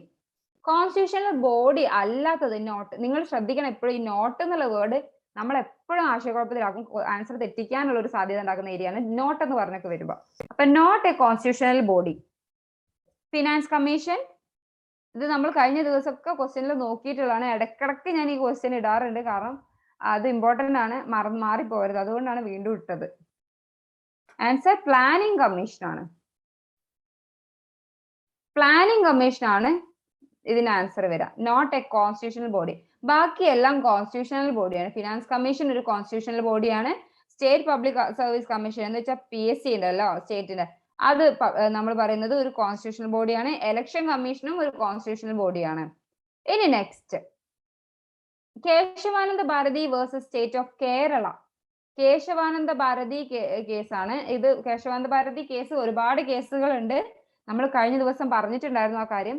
ഓരോ കേസും നിങ്ങൾ ശ്രദ്ധിക്കേണ്ടത് ആ പേരിന്റെ കൂടെ എന്താണ് ചിലതിൽ യൂണിയൻ ഓഫ് ഇന്ത്യ ആയിരിക്കും, ചിലത് സ്റ്റേറ്റ് ഓഫ് കേരള ആയിരിക്കും. കേശവാനന്ദ ഭാരതി കൊടുത്തിട്ടുള്ള ഒരുപാട് കേസുകൾ എന്ന് പറഞ്ഞാൽ പബ്ലിക് ഇൻട്രസ്റ്റ് ലിറ്റിഗേഷന്റെ ബേസിലായിരുന്നു കേസസ് കൊടുത്തിട്ടുണ്ടായിരുന്നത്. അപ്പം അതുകൊണ്ട് തന്നെ പില്ലിന്റെ ബേസിലാണ്. പില്ല് എന്ന് പറയുന്നത് നമുക്കറിയാം പബ്ലിക് ഇൻട്രസ്റ്റ് ലിറ്റിഗേഷൻ പൊതു താല്പര്യ ഹർജികളാണത്. അപ്പൊ അതിന്റെ പ്രത്യേകത എന്താണെന്ന് നമുക്കറിയാം. അത് പബ്ലിക്കുമായിട്ട് റിലേറ്റ് ചെയ്യുന്ന, പബ്ലിക്കിന് എന്തെങ്കിലും ദോഷം വരുന്ന രീതിയിലുള്ള ഒരു കാര്യത്തിന്റെ മുകളിലാണ് നമ്മൾ പൊതു താല്പര്യ ഹർജികൾ സമർപ്പിക്കാൻ പാടും. അവിടെ ഒരു പേഴ്സൺ അല്ലെങ്കിൽ ഒരു ഇൻഡിവിജ്വലിന്റെ റൈറ്റിനെ അല്ല അവിടെ വയലേറ്റ് ചെയ്യുന്നതെങ്കിൽ ആ സമയത്ത് നമുക്ക് പൊതു താല്പര്യ ഹർജിനെ കൺസിഡർ ചെയ്യാൻ സാധിക്കില്ല. ഓക്കെ, നമ്മളൊരു പേഴ്സണ് വേണ്ടിയിട്ട് ഒരിക്കലും നമുക്ക് പൊതു താല്പര്യ ഹർജി ഫയൽ ചെയ്യാൻ സാധിക്കില്ല. ഓക്കെ, അതാണ് പില്ല്. പില്ലുമായിട്ട് റിലേറ്റ് ചെയ്ത് പഠിക്കുമ്പോൾ നമ്മളൊരു കാര്യം കൂടെ ആലോചിക്കാം. പില്ലിന്റെ ഫാദർ ആരാണെന്ന് ചോദിച്ചാൽ, public interest litigation father of public interest litigation എന്ന് ചോദിച്ചാൽ ജസ്റ്റിസ് PN ഭഗവതിയാണ്. ഭഗവതി ആലോചിക്കുക, ഭഗവതി ജസ്റ്റിസ് ആണ്. അദ്ദേഹത്തിന്റെ പേര് ആലോചിക്കുക. അദ്ദേഹമായിരുന്നു ഫസ്റ്റ് പില്ലിൽ വന്ന ഒരു മാറ്ററിൽ ഫസ്റ്റ് ആയിട്ട് ജഡ്ജ്മെന്റ് പറഞ്ഞതും അദ്ദേഹമാണ്. അതുകൊണ്ട് തന്നെ ഒരുപാട് പില്ല് റിലേറ്റഡ് ആയിട്ടുള്ള ഒരുപാട് കേസിൽ മൂപ്പര് അപ്പിയർ ചെയ്തിട്ടുണ്ട്. അതുകൊണ്ടാണ് അദ്ദേഹത്തെ ഫാദർ ഓഫ് പില്ല് എന്നുള്ള പേരിൽ അറിയപ്പെടുന്നത്, പബ്ലിക് ഇൻട്രസ്റ്റ് ലിറ്റിഗേഷന്റെ ഫാദർ എന്ന പേരിൽ അറിയപ്പെടുന്നത്. ഓക്കെ, അപ്പൊ നമ്മൾ വരിക ക്വസ്റ്റ്യനിലേക്ക് വരിക. കേശവാനന്ദ ഭാരതി എന്ന് പറഞ്ഞ അദ്ദേഹം ഒരുപാട് പബ്ലിക് ഇൻട്രസ്റ്റ് ലിറ്റിഗേഷൻസ് ഫയൽ ചെയ്തിട്ടുണ്ട്. അതിൽ വന്ന ഒരു കേസായിരുന്നു ഇതും. ഈ കേസ് 1973 കേരള സ്റ്റേറ്റിന് എഗെയിൻസ്റ്റ് ആയിട്ട് വന്നിട്ടുണ്ടായിരുന്നു. സ്റ്റേറ്റ് ഓഫ് കേരളക്ക് എഗെയിൻസ്റ്റ് ആയിട്ടാണ് വന്നിട്ടുള്ളത്. ആ കേസ് അതെന്തായിരുന്നു, അതെന്തായിട്ട് റിലേറ്റ് ചെയ്തതായിരുന്നു എന്നാണ് ചോദ്യം. Fundamental right. യെസ്, ഫണ്ടമെന്റൽ റൈറ്റുമായിട്ട് റിലേറ്റ് ചെയ്തിട്ടായിരുന്നു നമ്മളെ Kesavananda Bharati versus state of Kerala 1973 case fundamental റൈറ്റ്സുമായിട്ടാണ് റിലേഷൻ. ഓക്കെ, ഇനി FIR എന്ന് പറയണെങ്കിൽ ഫസ്റ്റ് ഇൻഫോർമേഷൻ റിപ്പോർട്ടാണ് FIR. നമ്മൾ അങ്ങനെ പെട്ടെന്ന് കാണുമ്പോൾ ഫസ്റ്റ് എൻക്വയറി റിപ്പോർട്ടാണോ ഇനി അല്ലെങ്കിൽ ഫസ്റ്റ് ഐഡന്റിഫൈഡ് റിപ്പോർട്ടാണോ എന്നുള്ള ഡൗട്ട് വരും. ഫസ്റ്റ് ഇൻഫോർമേഷൻ റിക്വയർഡ് അതാണോ, അങ്ങനൊന്നും ഡൗട്ട് വരരുത്. ഫസ്റ്റ് ഇൻഫോർമേഷൻ റിപ്പോർട്ടാണ്. നമ്മളൊരു ക്രിമിനൽ കേസ് ഫയൽ ചെയ്യുന്ന സമയത്ത് വളരെ ഇമ്പോർട്ടന്റ് ആയിട്ട് നമ്മൾ എപ്പോഴും കൂടുതൽ കോടതിയിൽ വരുന്ന സമയത്ത് നമുക്ക് ഒരു ജൂനിയർ ആണെങ്കിൽ പോലും നമ്മളൊരു ജൂനിയർ വക്കീലായിരിക്കും. അപ്പൊ നമ്മളടുത്ത് സീനിയർ ഫസ്റ്റ് കൊണ്ടുതരും എന്താ, ഇതിലുള്ള എന്തെങ്കിലും കോൺട്രഡിക്ഷൻസ് ഉണ്ടെന്നുണ്ടെങ്കിൽ കണ്ടുപിടിക്കാൻ പറയും. പക്ഷെ ശരിക്കും പറയുകയാണെങ്കിൽ കോൺട്രഡിക്ഷൻസ് കണ്ടുപിടിക്കാൻ എളുപ്പമാണ്. നമ്മൾ രണ്ട് പേപ്പറാണ് നോക്കേണ്ടത്. ഒന്ന് തന്നെ FIR നോക്കുക. FIR എന്തൊക്കെയാ ഉണ്ടാവുക, ഓരോ കേസിന്റെ കേസ് എന്തൊക്കെയാണ് അതിൽ നടന്നിട്ടുള്ളത് എന്നുള്ളത് ആ ഒരു ഫസ്റ്റ് ഇൻഫോർമേഷൻ റിപ്പോർട്ടാണ്, ആദ്യം കിട്ടിയ റിപ്പോർട്ടാണ്. അപ്പൊ അതില് ഓരോ നടന്ന സംഭവങ്ങളും പോലീസ് അതിൽ കറക്റ്റ് ആയിട്ട് എഴുതിയിട്ടുണ്ടായിരിക്കും. അപ്പൊ നമ്മൾ അത് വെക്കുക. പിന്നെ അതേപോലെ തന്നെ വിറ്റ്നസ് റിപ്പോർട്ട് എന്ന് പറഞ്ഞിട്ട് ഒരു ഏരിയ ഉണ്ട്. അതിൽ വിറ്റ്നസ്സുകൾ ആരൊക്കെ സാക്ഷികൾ എന്നുള്ള അവരിങ്ങനെ ഓരോ കാര്യങ്ങൾ പറഞ്ഞിട്ടുണ്ടായിരിക്കും. അപ്പോൾ ആ സാക്ഷികൾ അതേപോലെ ഈ നമ്മളെ ഈ FIR വിറ്റ്നസ്സുകൾ എന്ന് വെച്ചാൽ പോലീസുകാരൊക്കെ ഉണ്ടായിരിക്കും. അപ്പൊ അവര് പറഞ്ഞിട്ടുള്ളത് ഇത് തമ്മിൽ എന്തെങ്കിലും കോൺട്രഡിക്ഷൻ ഉണ്ടാവും, എന്തെങ്കിലും ഒരു എന്താ പറയാ, എന്തെങ്കിലും ഒരു കൺഫ്യൂഷൻ ഉണ്ടാക്കുന്ന രീതിയിലുള്ള ഒരു കാര്യങ്ങൾ സംസാരിച്ചിട്ടുണ്ടെങ്കിൽ ചിലപ്പോൾ സമയത്തിന്റെ ബേസിൽ അവിടെ കൺഫ്യൂഷൻ ഉണ്ടാക്കുന്ന രീതിയിൽ ഒരാൾ ഒരു സമയവും പറഞ്ഞു വേറൊരാൾ വേറൊരു സമയമായിരിക്കും പറഞ്ഞിട്ടുണ്ടാവുക. അതല്ല ഈ ആള് തന്നെ വിറ്റ്നസ് ആയിക്കാണ്ട് എഴുതുന്ന സമയത്ത് വേറൊരു ടൈമാണ് കൊടുത്തിട്ടുള്ളത്, അല്ലെങ്കിൽ പ്ലേസ് ചിലപ്പോൾ വേറൊരു പ്ലേസ് ആയിട്ടാണ് കൊടുത്തിട്ടുള്ളത്. അല്ലെങ്കിൽ വസ്ത്രം, ആ ഒരു ക്രൈം കമ്മിറ്റ് ചെയ്ത ആള് ഇട്ട വസ്ത്രത്തിന്റെ കാര്യം പറഞ്ഞപ്പോൾ ആ വസ്ത്രത്തിന്റെ കളർ ചിലപ്പോൾ രണ്ടുപേരും ഈ ആള് ഇതിലും രണ്ടായിട്ടാവും പറഞ്ഞിട്ടുണ്ടാവുക. FIR ഒരെണ്ണമായിരിക്കും, വിറ്റ്നസ് റിപ്പോർട്ടിൽ വേറൊരെണ്ണമായിരിക്കും കൊടുത്തിട്ടുണ്ടാവുക. അങ്ങനെയാണെങ്കിൽ പോലും നമുക്കത് കോൺട്രഡിക്ഷൻ ആയിട്ട് എടുക്കാൻ പറ്റും. അപ്പൊ എന്താ സംഭവിക്കുക, പ്രോസിക്യൂഷൻ അത് കറക്റ്റ് ആയിട്ട് പ്രൂവ് ചെയ്യാൻ പറ്റില്ല. ഒരു ക്രിമിനൽ കേസിൽ പ്രോസിക്യൂഷനാണ് ബേർഡൻ ഓഫ് പ്രൂഫ് വരിക. അപ്പൊ ബേർഡൻ ഓഫ് പ്രൂഫ് എന്ന് പറഞ്ഞിട്ടുണ്ടെങ്കിൽ ഒരു സംഭവം തെളിയിക്കേണ്ട ഉത്തരവാദിത്തം, ആ കേസ് തെളിയിക്കേണ്ട ഉത്തരവാദിത്തം വരുന്നത് പ്രോസിക്യൂഷന്റെ മുകളിലായിരിക്കും. അപ്പൊ പ്രോസിക്യൂഷൻ എന്ത് ചെയ്യണം? അത് തെളിയിക്കണം. അപ്പൊ ഈ കേസിൽ കോൺട്രഡിക്ഷൻ വന്നു കഴിഞ്ഞിട്ടുണ്ടെങ്കിൽ നമുക്ക് പറയാം അത് കറക്റ്റ് ആയിട്ട് അതിൻ്റെ അകത്ത് കാര്യങ്ങളൊന്നും ഇല്ല, അതുകൊണ്ട് തന്നെ അവിടെ ആ കേസ് നിൽക്കില്ല എന്ന് പറയാൻ പറ്റും. കാരണം അവർ പ്രോസിക്യൂഷൻ അത് പ്രൂവ് ചെയ്യാൻ പറ്റിയിട്ടില്ല എന്ന് നമുക്ക് പറയാൻ പറ്റും. ഓക്കെ, അപ്പൊ അതുകൊണ്ട് തന്നെ ഫസ്റ്റ് ഇൻഫോർമേഷൻ റിപ്പോർട്ടിന് വളരെ പ്രാധാന്യമുള്ള ഒരു കാര്യമാണ് ഒരു ക്രിമിനൽ കേസിന്റെ പശ്ചാത്തലത്തിൽ. ഓക്കെ, ഇനി A post dated cheque bears dash date. ഇത് ചിന്തിക്കരുത് പോസ്റ്റ് ഡേറ്റഡ് അല്ലേ എന്ന് വിചാരിച്ചിട്ട് അങ്ങനെ ഒന്നും ചിന്തിക്കരുത്. ഫ്യൂച്ചർ ഡേറ്റ് ആയിരിക്കും അതിനകത്ത് ഉണ്ടായിരിക്കുക. ഫ്യൂച്ചറിലെ ഒരു ഡേറ്റ് ആയിരിക്കും പോസ്റ്റ് ഡേറ്റഡ് ചെക്കിൽ ഉണ്ടായിരിക്കുക. ഓക്കെ, ഫ്യൂച്ചറിലെ ഒരു ഡേറ്റ് ആയിരിക്കും പോസ്റ്റ് ഡേറ്റഡ് ചെക്കിന്റെ കാര്യത്തിൽ ഉണ്ടായിരിക്കുക. ഇനി next, the oath of office is administered to the governor by ആരാ? ഓത്ത് എന്ന് പറഞ്ഞ സത്യപ്രതിജ്ഞ ചൊല്ലുന്നത് of office is administered to the governor by chief justice of ഹൈക്കോടതി. അത് നമ്മൾ ഒരു കാര്യം ചിന്തിച്ചാൽ മതി. ഗവർണർ വരുമ്പോൾ സ്റ്റേറ്റിന്റെ ഒരു ഹെഡായിട്ട് നമുക്ക് പറയാൻ പറ്റും. അപ്പോ അതുപോലെ തന്നെ നമ്മൾ പറയാ പ്രസിഡന്റിന് ആരാണ് സത്യപ്രതിജ്ഞ ചൊല്ലിക്കൊടുക്കുന്നത്? ഓത്ത് ചീഫ് ജസ്റ്റിസ് ഓഫ് ഇന്ത്യ ആണ്. അപ്പോ അതേ ഒരു പൊസിഷനിൽ, അതേ പൊസിഷൻ എന്നല്ല ഞാൻ ഉദ്ദേശിച്ചത്, ആ ഒരു ലെവലിൽ നമ്മൾ സ്റ്റേറ്റിലേക്ക് വരുമ്പോൾ ചീഫ് ജസ്റ്റിസ് ആണ്. അപ്പൊ ചീഫ് ജസ്റ്റിസ് ആയിരിക്കും ഗവർണറിന്റെ കാര്യത്തിൽ വരുന്നത്. അപ്പൊ ആ ഒരു കാര്യം നിങ്ങൾ ശ്രദ്ധിക്കുക. ചീഫ് ജസ്റ്റിസ് ഓഫ് കേരളയാണ്, ചീഫ് ജസ്റ്റിസ് ഓഫ് ഹൈക്കോർട്ട് ആണ് ഇപ്പോൾ ഒരു ഗവർണർക്ക് സത്യപ്രതിജ്ഞ ചൊല്ലിക്കൊടുക്കുന്നത്. ഓക്കെ, ഇനി next, the national flag was adopted by constituent assembly of India on which date എന്നായിരുന്നു? നാഷണൽ ഫ്ലാഗ് ആണ്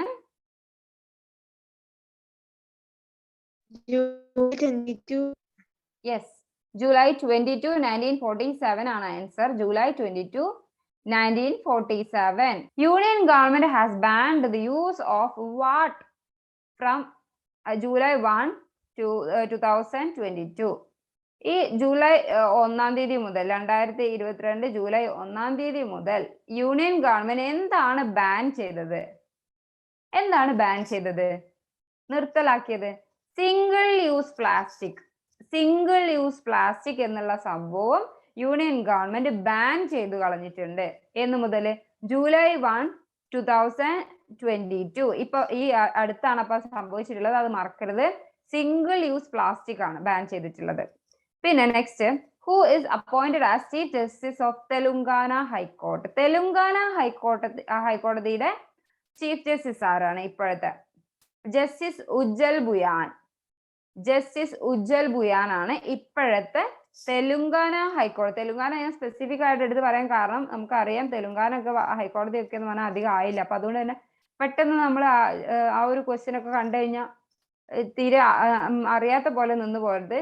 ഉജ്വൽ ബുയാൻ ഒരു സ്പെഷ്യൽ നെയിമാണ്. ഉജ്വൽ ബുയാൻ ആണ് അദ്ദേഹമാണ് ചീഫ് ജസ്റ്റിസ് ഓഫ് തെലുങ്കാന. ഇനി next, which tax lottery law is being talked about recent? ഇപ്പൊ അടുത്ത കാലത്ത് പറയപ്പെട്ട ഒരു എന്താ പറയാ, എല്ലാരും എല്ലാ ഇതിലും വന്നിട്ടുണ്ടായിരുന്ന ലോട്ടറി ലോ ടാക്സ്, ആ ലോട്ടറി ലോയിലെ ടാക്സിന് മുകളിലുള്ള ഒരു മാറ്റർ ഇപ്പൊ അടുത്ത് റീസെന്റ് ആയിട്ട് ഇങ്ങനെ കറങ്ങി തിരിഞ്ഞ് നടന്നിട്ടുണ്ടായിരുന്നു. അതേതായിരുന്നു? Kerala tax on paper lotteries act 2005ഉം അതുപോലെ തന്നെ കർണാടക ടാക്സ് ലോട്ടറീസ് ആക്ട് 2004 ആയിരുന്നു. ഇപ്പൊ ഈ റീസെന്റ് ഈ രണ്ട് ആക്ടിനെ കുറിച്ചിട്ടുള്ള ഒരു ടോക്ക് ഉണ്ടായിട്ടുണ്ടായിരുന്നു. ഓക്കെ, ഇനി next, the case of RIT foundation versus union of India. നമ്മൾ ഈ UOI എന്നുള്ളത് നമ്മൾ അബ്രിവിയേഷൻ എന്നുള്ള രീതിയിൽ കൊണ്ടുവന്നതാണ്. കുറച്ച് എല്ലാ ഇമ്പോർട്ടന്റ് ആയിട്ടുള്ള കേസുകളിൽ യൂണിയൻ ഓഫ് ഇന്ത്യ ഉണ്ടായിരിക്കും. നമ്മൾ LLBക്ക് എൻ്റർ ചെയ്ത് കഴിഞ്ഞാലും ഈ യൂണിയൻ ഓഫ് ഇന്ത്യ എന്നുള്ള വേർഡ് നമ്മൾ ഈ ഷോർട്ട് ആക്കിയിട്ടാണ് കൂടുതൽ എഴുതുക. Okay, RIT foundation versus union of India that was in news relates to, അത് എന്തുമായിട്ട് ബന്ധപ്പെട്ടതായിരുന്നു? മാരിറ്റൽ റേപ്പുമായിട്ട് ബന്ധപ്പെട്ടതായിരുന്നു. മാരിറ്റൽ റേപ്പ് കേസ് ഓർമ്മ ഉണ്ടാവുമായിരിക്കും. ഇപ്പൊ റീസെന്റ് ആയിട്ട് കുറച്ച് കാലമായിട്ട് നമുക്ക് കേട്ടിട്ടുള്ളത് മാരിറ്റൽ റേപ്പ്, ആഫ്റ്റർ മാരേജ് വരുന്ന, without the consent of the wife വരുമ്പോൾ അത് മാരിറ്റൽ റേപ്പിന് അണ്ടറിലേക്കാണ് വരിക എന്ന് പറഞ്ഞിട്ടുള്ള കേസായിരുന്നു അത്. RIT foundation versus union of India, അത് എന്താണെന്നൊന്നും ആയിരിക്കില്ല ചോദിക്കുക, അത് എന്തുമായിട്ട് റിലേറ്റ് ചെയ്താണ് നിൽക്കുന്നതെന്നായിരിക്കും ചോദിക്കുക. അപ്പൊ മാരിറ്റൽ റേപ്പുമായിട്ടാണ് അത് ബന്ധപ്പെട്ടിരിക്കുന്നത്. ഓക്കെ, ഇനി next, while delivering the marital rape verdict, one judge struck down. എന്താണ് struck down ചെയ്തത്? സെക്ഷൻ 375 എക്സ്പ്ലനേഷൻസ് ഉണ്ടായിരിക്കും. ഓരോ സെക്ഷനിലും എക്സ്പ്ലനേഷൻസ് ഉണ്ടായിരിക്കും. മിക്ക സെക്ഷൻസിനും എന്തൊക്കെയാണ് പുതുതായിട്ട് ഓരോ എക്സ്പ്ലനേഷൻസ് ഒക്കെ കൊണ്ടുവന്നിട്ടുണ്ടായി എന്ന് വെച്ചാൽ അതിലൊരു ഡൗട്ട് വന്നു കഴിഞ്ഞാൽ നമ്മൾ സുപ്രീം കോടതി അത് ഇന്റർപ്രറ്റ് ചെയ്യും. എന്താണ് എക്സ്പ്ലനേഷൻസ് കൊടുക്കും. അങ്ങനെയുള്ള ഒരു എക്സ്പ്ലനേഷൻ ആയിരുന്നു എക്സ്പ്ലനേഷൻ 2. സെക്ഷൻ 375 നമുക്കറിയാം റേപ്പാണ്. അപ്പൊ അതിന്റെ ഇതിൽ എക്സ്പ്ലനേഷൻസ് കൊണ്ടുവന്നത് സെക്ഷൻ എക്സ്പ്ലനേഷൻ 2 എന്നുള്ളത്. അതിനെ ഒഴിവാക്കി സ്ട്രക്ക് ഡൗൺ ചെയ്തു. ഒരു ജഡ്ജ് അതിനെ സ്ട്രക്ക് ഡൗൺ ചെയ്തു. എപ്പോ?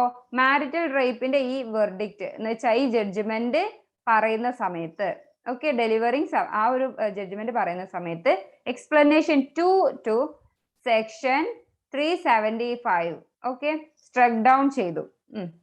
ഇനി next, name the recent female associate justice of supreme Court of United States.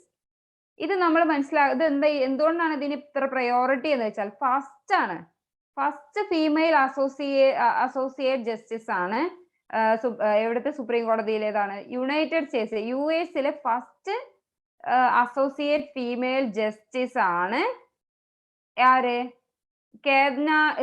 കേതൻജി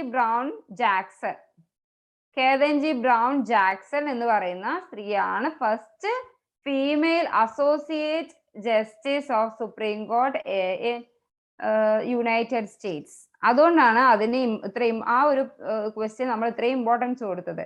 recent ആയിട്ടാണ് അവരെ അപ്പോയിന്റ് ചെയ്തിട്ടുള്ളത്. ഇപ്പൊ അടുത്ത കാലത്താണ് അപ്പോയിന്റ് ചെയ്തിട്ടുള്ളത്. US ആണ്, അത് മറക്കരുത്. കേതൻജി ബ്രൗൺ ജാക്സൺ, ഓക്കെ, അതാണ് പേര്, മറക്കരുത്. Daughters born before the enactment of Hindu Succession Act of 1956 have any right to their father's property. Yes, answer വരിക യെസ് ആണ്. ഇപ്പൊ ഈ ഹിന്ദു സക്സഷൻ ആക്ട് പ്രകാരം പ്രോപ്പർട്ടി റൈറ്റ്സിനൊക്കെയാണ് നമ്മൾ സക്സഷൻ ആക്ട് എന്ന് പറയാം. ആ ആക്ടില് 1956 ഈ ആക്ടിന് എനാക്ട്മെന്റ് സമയത്ത് അതിന്റെ മുമ്പായിട്ട് ജനിച്ച പെൺകുട്ടികളുടെ കാര്യമാണ് പറയുന്നത്. അവർക്ക് റൈറ്റ് ഉണ്ടോ എന്നാണ് ചോദിക്കുന്നത്. ഫാദറിന്റെ പ്രോപ്പർട്ടിയിൽ റൈറ്റ് ഉണ്ടോ എന്നാണ് ചോദിക്കുന്നത്. Yes, answer is yes. Next,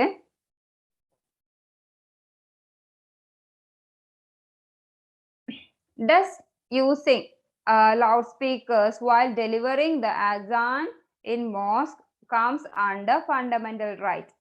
ഇത് അസാൻ എന്ന് പറയുമ്പോൾ നമ്മൾ മനസ്സിലാക്കുക പള്ളിയിൽ ബാങ്ക് വിളിക്കുന്നൊക്കെ ഇല്ല, അതൊക്കെ അങ്ങനെ അസാൻ എന്നാണ് പറയാ.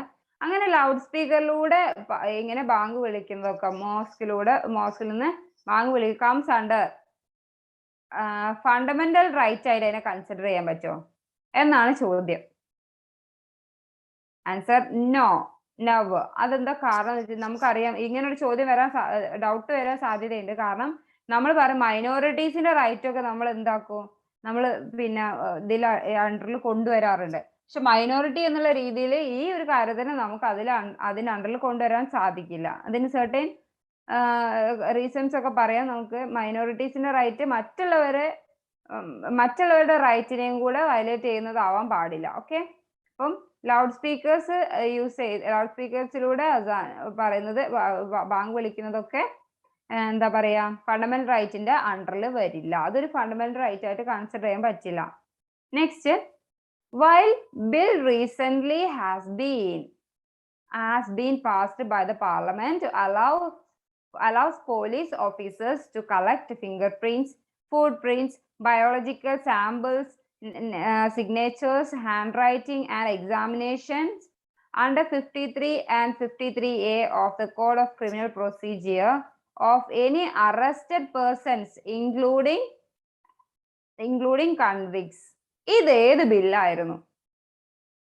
ഈ ഒരു ബില്ല് ഇപ്പോ നമ്മളറിയാം ഇങ്ങനെയുള്ള ഒരു ഒഫൻസ് കമ്മിറ്റ് ചെയ്യുന്ന സമയത്ത് എങ്ങനെയൊക്കെയാണ് നമ്മൾ എന്താ പറയാ കളക്ട് ചെയ്യുന്ന ഫിംഗർ പ്രിന്റ്സും ഫുട് പ്രിന്റ്സും ബയോളജിക്കൽ സാമ്പിൾസും സിഗ്നേച്ചേഴ്സും ഹാൻഡ് റൈറ്റിംഗ് ആൻഡ് എക്സാമിനേഷൻസ് ഒക്കെ ആ ഒരു എക്സാമിനേഷൻസ് ഒക്കെ നടക്കുന്നത് അണ്ടർ 53 ആൻഡ് 53A പ്രകാരം Indian code of criminal procedure code പ്രകാരമാണ് അത്. Any arrested persons including convicts, arrested പേഴ്സൺസും അതുപോലെ തന്നെ അതിൽ കൺവിക്റ്റഡ് ആയിട്ടുള്ള ആളുകൾ അവരുടെ ഇതൊക്കെ എടുക്കുന്നത് ഏത് ബില്ലാണ് കൊണ്ടുവന്നിട്ടുണ്ടായിരുന്നത്? ക്രിമിനൽ പ്രൊസീജിയർ ഐഡന്റിഫിക്കേഷൻ ബില്ലാണ്. ക്രിമിനൽ പ്രൊസീജിയർ ഐഡന്റിഫിക്കേഷൻ ബിൽ, ഇതൊരു ആക്ട് അല്ല, ബില്ലാണ്, അത് ഓർക്കണം. Criminal procedure identification bill 2022. Okay, next, which high court has recently quashed Tamil Nadu's law banning online games? Tamil Nadu government കൊണ്ടുവന്നിട്ട് ലോ ബാനിങ്, ഒരു ലോ കൊണ്ടുവന്നിട്ടായിരുന്നു. എന്തിനായിരുന്നു ബാനിങ് കൊണ്ടുവന്നത്? ഓൺലൈൻ ഗെയിംസിനെ ബാൻ ചെയ്യുന്ന ഒരു പിന്നെ എന്താ പറയാ ഒരു ലോ കൊണ്ടുവന്നിട്ടുണ്ടായിരുന്നു തമിഴ്നാട്. അത് ക്വാഷ് ചെയ്ത് കളഞ്ഞ എന്ന് പറഞ്ഞിട്ടുണ്ടെങ്കിൽ ഹൈക്കോടതിക്ക് കേസുകൾ ക്വാഷ് ചെയ്യാനുള്ള പവർ ഉണ്ട്. എന്ന് വെച്ചാൽ ആ കേസിനെ അസാധുവാക്കി കളയാനുള്ള, റിജക്ട് ചെയ്ത് കളയാനുള്ള ഒരു പവർ ഉണ്ട്. അപ്പൊ അത് ക്വാഷ് ചെയ്ത് കളഞ്ഞു. അതാണ് ചോദ്യം. ഏത് ഹൈക്കോർട്ടായിരുന്നു? മദ്രാസ് ഹൈക്കോർട്ടായിരുന്നു. ഓക്കെ, മദ്രാസ് ഹൈക്കോർട്ടായിരുന്നു അത് ക്വാഷ് ചെയ്ത് കളഞ്ഞിട്ടുണ്ടായിരുന്നു. നെക്സ്റ്റ്, വളരെ ഇമ്പോർട്ടന്റ് ആയിട്ടുള്ള മറ്റൊരു ക്വസ്റ്റ്യൻ ആണ്. Recent Supreme court held that consent of family not needed once two adults decided to marry. രണ്ട് അഡൾട്ട് ആയിട്ടുള്ള ആളുകൾ കല്യാണം കഴിക്കാൻ തീരുമാനിച്ചു. അതിന് അവരുടെ ഫാദേഴ്സ് മദേഴ്സിന്റെ ആയിട്ടുള്ള ആരുടെയും പാരന്റ്സിന്റെയോ അല്ല ഫാമിലിയുടെയോ ഒന്നും കൺസെന്റ് ആവശ്യമില്ല. രണ്ട് അഡൾട്ട് ആയിട്ടുള്ള മേജർ ആയിട്ടുള്ള മെജോറിറ്റി അറ്റൈൻ ചെയ്തിട്ടുള്ള രണ്ട് പിന്നെ വ്യക്തികൾക്ക് കല്യാണം കഴിക്കണം എന്നുണ്ടെങ്കിൽ അവരുടെ പാരന്റ്സിന്റെയോ ഫാമിലിയുടെയോ കൺസെന്റ് ആവശ്യമില്ല എന്ന് പറയുന്ന കേസായിരുന്നു ലക്ഷ്മി ബായ് ചന്ദ്ര എന്തായിരുന്നു? ഓക്കെ, ഒരു മിനിറ്റ്. ഓക്കെ, ഈ കേസിൽ ഒരു കാര്യം കൂടെ നിങ്ങൾ ശ്രദ്ധിക്കണം. ഇത് ലാൻഡ്മാർക്ക് ജഡ്ജ്മെന്റിൽ വരുന്നതാണ്. അപ്പൊ നമ്മൾ ഈ കൊട്ടേഷൻസ്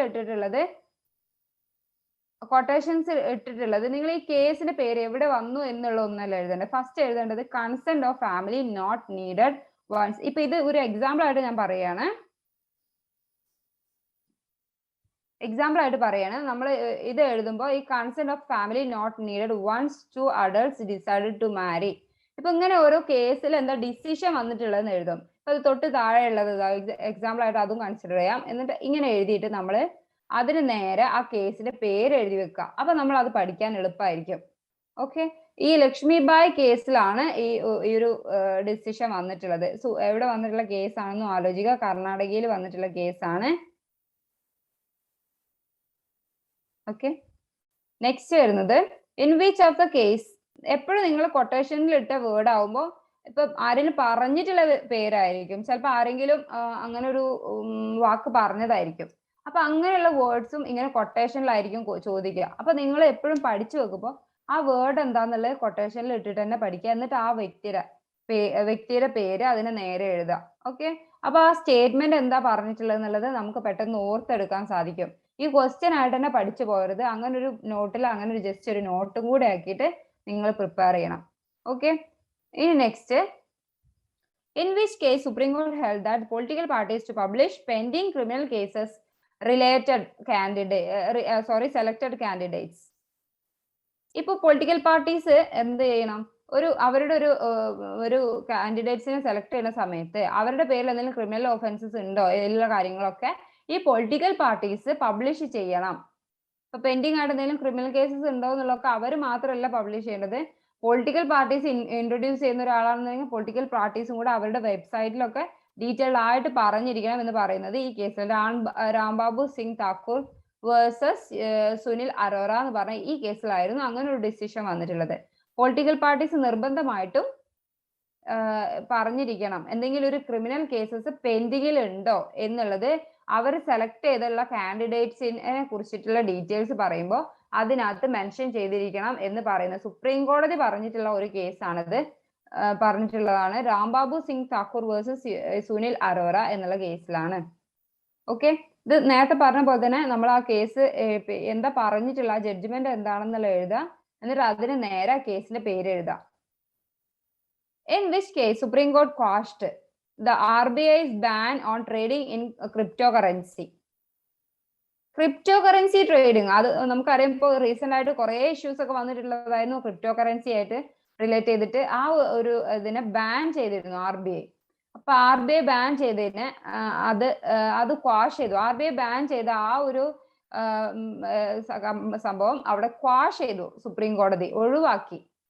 ഇപ്പൊ അങ്ങനെ RBIന്റെ ബാൻ അവിടെ നിലനിൽക്കുന്നില്ല. അപ്പൊ അത് ഏത് കേസിലായിരുന്നു? Internet and mobile association versus RBI എന്ന കേസിലായിരുന്നു അങ്ങനെ ഒരു ഡിസിഷൻ വന്നിട്ടുണ്ടായിരുന്നത്.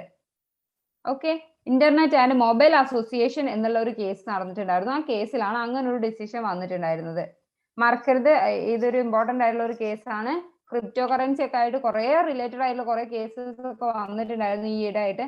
അപ്പൊ അതുകൊണ്ട് ഇത് ചോദിക്കാൻ സാധ്യതയുണ്ട്.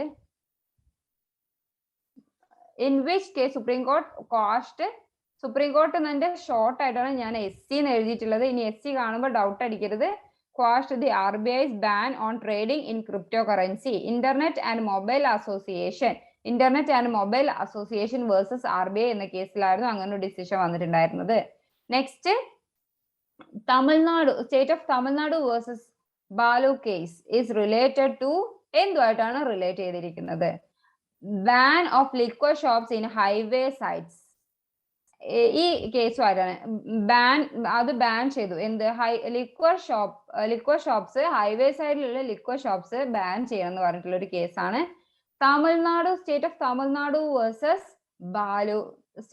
തമിഴ്നാട് വേഴ്സസ് ബാലു എന്നുള്ള ഈ കേസിലായിരുന്നു ബാൻ ചെയ്തത് liquor shops in highway sites. ഈ കേസ് ഇതുമായിട്ട് റിലേറ്റ് ചെയ്തിട്ടുള്ളതാണ്, മറക്കരുത്. ലിക്വർ ഷോപ്സ് ഇൻ ഹൈവേ സൈറ്റ്സിലുള്ള ലിക്വർ ഷോപ്പ്, പിന്നെ ബാർ, അങ്ങനെയുള്ള സംഭവങ്ങളൊക്കെ ബാൻ ചെയ്യണമെന്ന് പറയുന്നത് state of Tamil Nadu versus Balu എന്ന കേസിലാണ്.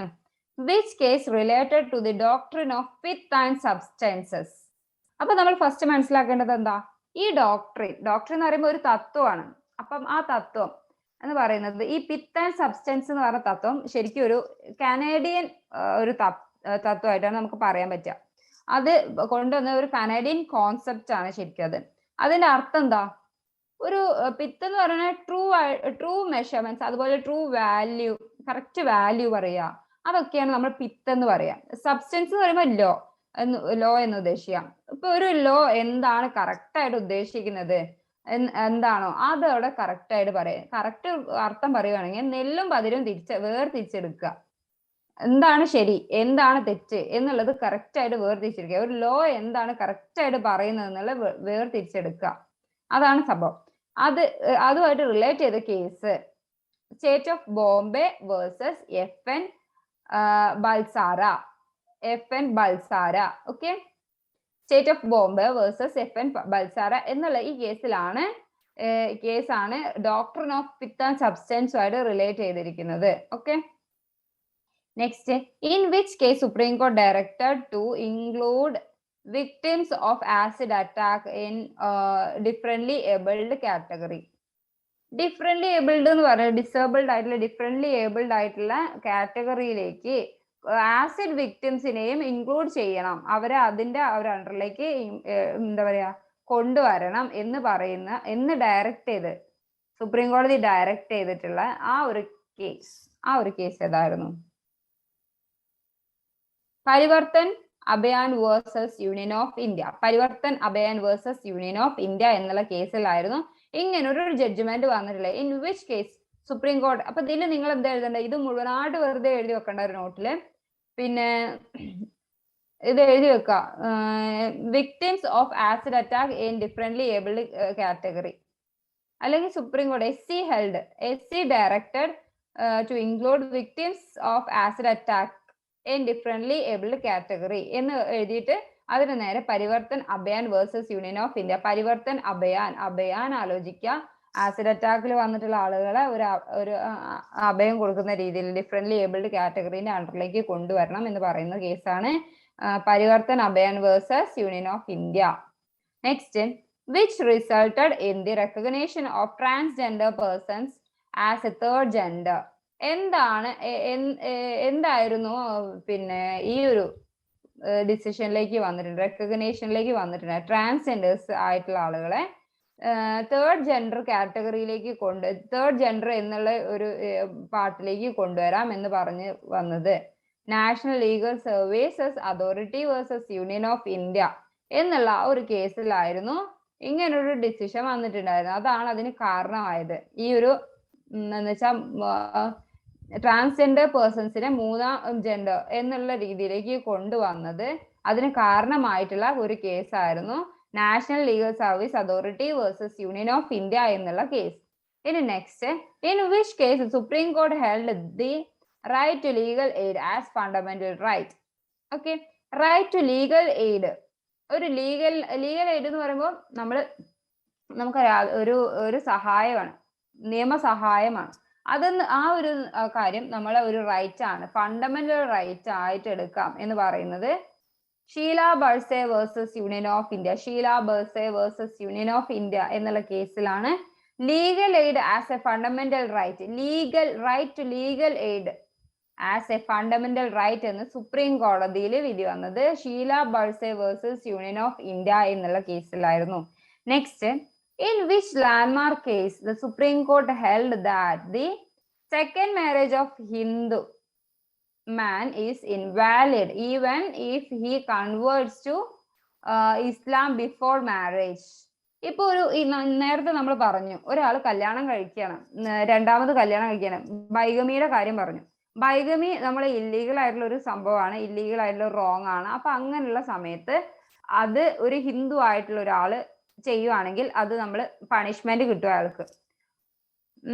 അങ്ങനെയുള്ള സാഹചര്യത്തിൽ അയാൾ വേറെ കല്യാണം കഴിക്കുകയാണ്, അയാൾ മുസ്ലിമിലേക്ക് കൺവേർട്ട്, ഇസ്ലാമിലേക്ക് കൺവേർട്ട് ചെയ്യണം, ഇസ്ലാം ആയിട്ട് മാറിയിട്ട് അയാൾ മാരേജ് ചെയ്യുകയാണെങ്കിൽ എന്തായിരിക്കും സംഭവിക്കുക? അപ്പൊ അത് ഇൻവാലിഡ് ആണ് എന്ന് പറഞ്ഞത് എന്ന് വെച്ചാൽ ആ ഒരു ശരിക്കും പറഞ്ഞാൽ അങ്ങനെ ഒരു സംഭവം നടന്നാൽ പോലും അതും നമ്മൾ ഇന്ത്യൻ ലോ പ്രകാരം അത് റോങ് ആണ്, ഇൻവാലിഡ് ആണ്. അങ്ങനെ ഒരു അങ്ങനെ വിവാഹം ചെയ്യാൻ പറ്റില്ല. അതിനിപ്പോ ഒരു മുസ്ലിം ആയിട്ട് അയാൾ മാറിയതാണെങ്കിൽ പോലും, മുസ്ലിം ആയിട്ട് മാറിക്കഴിഞ്ഞ ശേഷമാണ് അയാൾ ഒരു മാരേജ് ചെയ്യുന്നെങ്കിൽ പോലും ആദ്യം അയാൾക്ക് ഒരു മാരേജ് ചെയ്തിട്ടുണ്ട്, അപ്പൊ ആ സമയത്ത് ഹിന്ദു ആയിരുന്ന സമയത്ത് അയാൾ ഒരു മാരേജ് ചെയ്തിട്ടുണ്ട് എന്ന് കാണിക്കുകയാണെങ്കിൽ അവിടെ അത് ഇൻവാലിഡ് ആയിരിക്കും, ആ മാരേജ് ഇൻവാലിഡ് ആയിരിക്കും. രണ്ടാമത് കല്യാണം കഴിക്കുന്നത് ഇൻവാലിഡ് ആണെന്ന് പറയുന്നത് സർല Mudgal versus union of India എന്നുള്ള കേസിലാണ് അങ്ങനെ ഒരു വിധി വന്നിട്ടുള്ളത്. അതൊരു ലാൻഡ്മാർക്ക് ആയിട്ടുള്ള ജഡ്ജ്മെന്റ് ആണ്. പലപ്പോഴും അതൊരു ഡൗട്ടായിട്ട് ചോദിക്കാറുണ്ട്, അങ്ങനെയുള്ള ഒരു മാരേജ് അവിടെ വാലിഡ് ആയിരിക്കോ ഇൻവാലിഡ് ആയിരിക്കോ? കാരണം മുസ്ലിം ലോ പ്രകാരം രണ്ടാമത് കല്യാണം കഴിക്കുന്നതിനൊന്നും വലിയ ഇഷ്യൂസ് ഒന്നും വരുന്നില്ല. അപ്പം ആ ഒരു അടിസ്ഥാനത്തിൽ ബൈഗമി എന്നുള്ളത് ഈ ഒരാൾക്ക് പണിഷ്മെന്റ് വരുമോ? കാരണം ഇയാൾ കല്യാണം കഴിച്ചതിന് രണ്ടാമത് കല്യാണം കഴിച്ച് ഇസ്ലാമിലേക്ക് കൺവേർട്ട് ആയി കഴിഞ്ഞ ശേഷമാണ്. അപ്പൊ അത് അങ്ങനെ എടുക്കാൻ പറ്റുമോ എന്നുള്ളൊരു ചോദ്യം അവിടെ വരും. അങ്ങനെ ഒരു ചോദ്യം വരികയാണെങ്കിൽ ഇൻവാലിഡ് ആണ്. കാരണം ആ ഒരു ലാൻഡ്മാർക്ക് ജഡ്ജ്മെന്റ് നമ്മളെ മുന്നിലുണ്ട്, Sarla Mudgal versus union of India. Okay, in which case the first one in which conviction happened under the IT Act 2000. ഈ കേസ് 2000 IT ആക്ട് വന്ന ശേഷം ആദ്യമായിട്ടുള്ള കൺവിക്ഷൻ നടന്നത് ഏത് കേസിലാണ്? സുഹാസ് കട്ടി versus state of Tamil Nadu. Suhas കട്ടി വേഴ്സസ് സ്റ്റേറ്റ് ഓഫ് തമിഴ്നാട് 2004 നടന്ന ആ കേസിലാണ് ഫസ്റ്റ് കൺവിക്ഷൻ നടന്നിട്ടുള്ളത്. IT ആക്ട് നിലവിൽ വന്ന ശേഷം അതിന്റെ അണ്ടറിൽ ഫസ്റ്റ് കൺവിക്ഷൻ നടന്നിട്ടുള്ളത് സുഹാസ് കട്ടി വേഴ്സസ് സ്റ്റേറ്റ് ഓഫ് തമിഴ്നാടു എന്നുള്ള കേസിലാണ്. പിന്നെ നെക്സ്റ്റ് ക്വസ്റ്റ്യൻ എന്താണെന്ന് വെച്ചാൽ the guidelines for granting anticipatory bails was laid down. ഞാൻ പറഞ്ഞു ആന്റിസിപ്പേറ്ററി ബെയിൽ സാധാരണ ബെയിൽ പോലെയല്ല, നമ്മൾ ഡിസ്ട്രിക്ട് കോർട്ടിൽ നിന്നൊക്കെ മിനിമം ഡിസ്ട്രിക്ട് കോർട്ടിലാണ് അത് നമുക്ക് ഫയൽ ചെയ്യാൻ സാധിക്കുക. അപ്പോ അതുപോലെ തന്നെ ഞാൻ ഒരു കാര്യം കൂടെ പറയാം. ഇപ്പൊ ഹൈക്കോടതിന്റെ അണ്ടറിൽ ആ കേസ് വന്നിട്ടുണ്ട്. അപ്പൊ അങ്ങനെയുള്ള ഒരു കേസിന് മുകളിൽ നമുക്ക് ആ ഒരു കേസിൽ നമുക്ക് ഒരു ഡിസ്ട്രിക്ട് കോർട്ട് പോയിട്ട് ഒരിക്കലും ഒരു അക്യൂസിന് വേണ്ടിയിട്ട് ആന്റിസിപ്പേറ്ററി ബെയിൽ എടുക്കാൻ പറ്റില്ല. ഓക്കെ, ഹൈക്കോടതിയുടെ പരിഗണനയിലേക്ക് വന്ന കേസിലാണ് എന്നുണ്ടെങ്കിൽ ഡിസ്ട്രിക്ട് കോർട്ടിന്റെ മുന്നിൽ പോയിട്ട് ആന്റിസിപ്പേറ്ററി ബെയിൽ നമുക്ക് കിട്ടില്ല. ഓക്കെ, പിന്നെ അതിന് വേണ്ട ആന്റിസിപ്പേറ്ററി ബെയിൽ എടുക്കുമ്പോൾ വേണ്ട കുറച്ച് ഗൈഡ് ലൈൻസ് ഉണ്ട്. അത് പറഞ്ഞ കേസാണ്, ഏത് കേസിലായിരുന്നു? Gurbaksh Singh versus state of Punjab. Gurbaksh Singh versus state of Punjab എന്നുള്ള കേസിലായിരുന്നു ഇങ്ങനെ ഒരു കുറച്ച് ഗൈഡ് ലൈൻസ് ഒക്കെ പറഞ്ഞിട്ടുണ്ടായിരുന്നു. ഗ്രാൻഡിങ് ആന്റിസിപ്പേറ്ററി ബെയിൽ അനുവദിക്കുന്നതിന് വേണ്ടിയിട്ടുള്ള കുറച്ച് ഗൈഡ് ലൈൻസുകൾ പറയുന്നത് Gurbaksh Singh versus state of Punjab എന്നുള്ള കേസിലായിരുന്നു. ഇനി next, telephone tapping is in which case? Telephone ടാപ്പിംഗുമായിട്ട് റിലേറ്റ് ചെയ്തിട്ടുള്ള കേസാണ് people's union for civil liberties versus union of India. People's union for civil liberties versus union of India എന്നുള്ള കേസാണ് ടെലിഫോൺ ടാപ്പിംഗുമായിട്ട് relate ചെയ്തിട്ടുള്ള ഒരു കേസ്. ഇനി in which case Delhi high court that held that a private vehicle would amount to a public place in the context of COVID-19 regulation. വളരെ recent ആയിട്ടുള്ള ഒരു case law ആണത്. എന്ന് വെച്ചാൽ ഈ കേസിൽ എന്താ നമുക്കറിയാം, കുറച്ച് കാര്യങ്ങൾ വന്നിട്ടുണ്ടായിരുന്നു. ഒരു പ്രൈവറ്റ് ആയിട്ടുള്ള ഒരു കാറിലാണല്ലോ യാത്ര ചെയ്യുന്നത് ഞങ്ങൾ. എന്ന് വെച്ചാൽ നമ്മുടെ ഫാമിലി മാത്രമായിട്ടാണ് യാത്ര ചെയ്യുന്നത്. അപ്പൊ അതിനകത്ത് മാസ്ക് ഇടാണ്ടിരുന്നു. അപ്പൊ ആ മാസ്ക്, അത് എന്റെ പ്രൈവറ്റ് ഏരിയ ആണ്, കാർ എന്നുള്ളത് എന്റെ പ്രൈവറ്റ് ഏരിയ ആണ്, അവിടെ ഞാൻ മാസ്ക് ഇടാതെ ഇരുന്ന് യാത്ര ചെയ്തെന്ന് വെച്ചിട്ട് അത് കോവിഡ് റെഗുലേഷന്റെ അണ്ടറിൽ വരൂല എന്നൊക്കെ പറഞ്ഞിട്ട് കുറച്ച് ആളുകൾ കംപ്ലൈന്റ് ചെയ്തിട്ടുണ്ടായിരുന്നു. അപ്പൊ അതിന്റെ ബേസിൽ ഡൽഹി ഹൈക്കോർട്ട് ഒരു വിധി വന്നത് എന്താന്ന് വെച്ചിട്ടുണ്ടെങ്കിൽ അതിന്റെ ആൻസർ എന്തായിരുന്നു? അണ്ടറിലാവും എന്ന് വെച്ചാൽ കോവിഡ് റെഗുലേഷന്റെ അണ്ടറിലേക്ക് കൊണ്ടുവരാൻ സാധിക്കും എന്ന് പറഞ്ഞ ഒരു വിധിയായിരുന്നു ഇത്. പ്രൈവറ്റ് വെഹിക്കിൾ എന്നുള്ളത് കോവിഡ് റെഗുലേഷന്റെ സമയത്ത് ആ ഒരു കോണ്ടെക്സ്റ്റിൽ നിന്ന് നോക്കുമ്പോൾ പ്രൈവറ്റ് വെഹിക്കിൾ എന്നുള്ളത് പബ്ലിക് പ്ലേസ് ആയിട്ട് കൺസിഡർ ചെയ്യാൻ സാധിക്കും എന്നാണ് ഈ കേസിൽ വിധി വന്നിട്ടുള്ളത്. അത് ഏത് കേസാണ്? Saurabh Sharma versus sub divisional magistrate east and others. Okay, ഈ ORS എന്ന് എഴുതിയേക്കുന്നത്, ORS വിചാരിക്കുമ്പോൾ നിങ്ങൾ ORS കുടിക്കുന്ന ORS ഒന്നും ചിന്തിക്കരുത്. ORS എന്ന് പറയുന്നത് അതേഴ്സ് എന്നാണ്. അതേഴ്സ് എന്നാണ് ORS ഫുൾ ആയിട്ട് വരിക. Saurabh Sharma versus sub divisional magistrate east and others എന്നുള്ള ഈ കേസിലാണ് കോവിഡ് റെഗുലേഷന്റെ സമയത്ത് ആ ഒരു കോണ്ടെക്സ്റ്റിൽ നിൽക്കുമ്പോൾ പ്രൈവറ്റ് വെഹിക്കിളിനെ ഒരു പബ്ലിക് പ്ലേസ് ആയിട്ട് തന്നെ കൺസിഡർ ചെയ്യാമെന്ന് പറഞ്ഞിട്ട് ഡൽഹി ഹൈക്കോർട്ട് കൊണ്ടുവന്ന വിധിയായിരുന്നു അത്. Okay, Saurabh Sharma versus sub divisional magistrate east and others, ഈ കേസിലാണ് അത് വന്നിട്ടുള്ളത്. ഓക്കെ, ഇനി next, according to which article of Indian constitution Kerala government moved to supreme court against the citizenship അമെൻമെന്റ് ആക്ട് 2019. കേരള ഗവൺമെന്റ് സുപ്രീം കോടതിയിലേക്ക് ഈ അമെൻമെന്റിന്റെ കാര്യത്തിൽ ഇതിനെതിരായിട്ട് ഒരു കേസ് ഫയൽ ചെയ്തിട്ടുണ്ടായിരുന്നു. അത് അക്കോർഡിംഗ് ടു വിച്ച് ആർട്ടിക്കിൾ, അത് ഏത് ആർട്ടിക്കിളുമായിട്ട് റിലേറ്റ് ചെയ്തിട്ടാണ് പോയത് എന്നാണ് ചോദ്യം. ആർട്ടിക്കിൾ 131 ആണ്. എന്ന് വെച്ചാൽ സുപ്രീം കോടതിയിലേക്ക് നമ്മൾ ഹൈക്കോടതിയിൽ എന്തുകൊണ്ടാണ് ഇങ്ങനെ ഒരു ഇത് കൊടുക്കാതിരുന്നത്, നേരെ ഡയറക്റ്റ് ആയിട്ട് എന്തുകൊണ്ടാണ് നമ്മൾ സുപ്രീം കോടതിയിലേക്ക് പോയത് എന്ന് ചിന്തിക്കാം. ആ കേസ് ഇപ്പൊ സിറ്റിസൺഷിപ്പ് ആക്ടിന്റെ ഒക്കെ കേസ് പറഞ്ഞു, അങ്ങനെയുള്ള കേസ് അത് വരുമ്പോൾ നമ്മൾ എന്താ കൺസിഡർ ചെയ്യുക? 131 എന്ന് പറയുന്നത് സുപ്രീം കോടതിയുടെ ഒറിജിനൽ ജൂറിസ്ഡിക്ഷൻ ആണ്. 131 എന്ന് പറയുന്നത് സുപ്രീം കോടതിയുടെ ഒറിജിനൽ ജൂറിസ്ഡിക്ഷൻ ആണ്. കുറെ ജൂറിസ്ഡിക്ഷൻ ഉണ്ട് ഒരു കേസിൽ. എന്തൊക്കെയാണ് അധികാരങ്ങൾ, ഏതിലേക്കാണ് അധികാരങ്ങൾ വരിക എന്ന് നിശ്ചയിക്കുന്ന ആ ജൂറിസ്ഡിക്ഷൻസ്. അതിൽ ഒന്നാണ് ഒറിജിനൽ ജൂറിസ്ഡിക്ഷൻ എന്ന് പറയാം. പിന്നെ അപ്പലേറ്റ് ജൂറിസ്ഡിക്ഷൻ, അഡ്വേഴ്സറി ജൂറിസ്ഡിക്ഷൻ, അങ്ങനെ കുറെ ജൂറിസ്ഡിക്ഷൻസ് ഉണ്ട്. അത് നമ്മൾ ഇനി ഒന്നും കൂടെ പഠിക്കും അടുത്ത ക്ലാസ്സിൽ. ഈ 131 എന്ന് പറയുന്നത് ഈ ഒറിജിനൽ ജൂറിസ്ഡിക്ഷൻ എന്തുകൊണ്ടാണ് ഇവിടെ വന്നതെന്ന് വെച്ചിട്ടുണ്ടെങ്കിൽ, ഇപ്പോ സിറ്റിസൺഷിപ്പ് ആക്ട് കൊണ്ടുവന്നത് ആരാണ്? ആക്ട് കൊണ്ടുവന്നത് സെൻട്രൽ ഗവൺമെന്റ് ആണ്. അപ്പൊ സെൻട്രലും സ്റ്റേറ്റും തമ്മിൽ ഒരു കോൺഫ്ലിക്റ്റ് വരിക, അല്ലെങ്കിൽ ഒരു എന്താ പറയാ, അവര് തമ്മിലാണ് ഒരു പ്രോബ്ലം വന്നിട്ടുള്ളത് എങ്കിൽ അങ്ങനെയുള്ള കേസിൽ ഡയറക്റ്റ് ആയിട്ട് നമ്മൾ സമീപിക്കുക ആരെയാണ്? സുപ്രീം കോടതിയാണ്. സെൻട്രൽ സ്റ്റേറ്റിൽ കൺകറന്റ് ലിസ്റ്റിന്റെ അണ്ടറിലൊക്കെയാണ് അത് വരിക. അപ്പൊ നമ്മൾ സെൻട്രൽ സ്റ്റേറ്റ് എന്തെങ്കിലും ഇഷ്യൂസ് ചിലപ്പോൾ ഒരു സ്റ്റേറ്റും ആയിരിക്കും, അല്ലെങ്കിൽ ഒന്നിലധികം സ്റ്റേറ്റുകൾ തമ്മിലായിരിക്കും സെൻട്രലും കൂടി ചേർന്നിട്ട് വരുമ്പോൾ ഒരു ഇഷ്യൂ വരുന്നത്. അപ്പൊ അങ്ങനെയാണെങ്കിൽ നമ്മൾ സുപ്രീം കോടതിനെയാണ് സമീപിക്കുക. അവിടെ നമ്മൾ ഹൈക്കോടതിയിൽ ഒരു കേസ് ഫയൽ ചെയ്യില്ല. അപ്പോൾ സുപ്രീം കോടതിനെ സമീപിച്ചത് ഈ ഒരു ആക്ടിന് എഗെയിൻസ്റ്റ് ആയിട്ട് സുപ്രീം കോടതിനെ സമീപിച്ച ആർട്ടിക്കിൾ ഏതായിരുന്നു?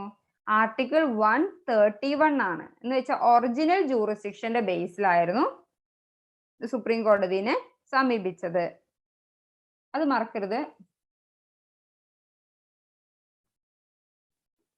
ഇനി നിങ്ങൾ മനസ്സിലാക്കി വെക്കേണ്ട കുറച്ച് ലോ അബ്രിവിയേഷൻസ് ഉണ്ട്. എന്ന് വെച്ചാൽ ചുരുക്കങ്ങൾ പറയുമ്പോൾ LLB നമ്മൾ പറഞ്ഞു ലീഗം ബക്കാലറിയസ് എന്നാണ് LLBക്ക് പൊതുവായിട്ട് നമ്മൾ മനസ്സിലാക്കി വെക്കണം. അതാണ് അതിന്റെ ഫുൾ ആയിട്ടുള്ള വേർഡ്.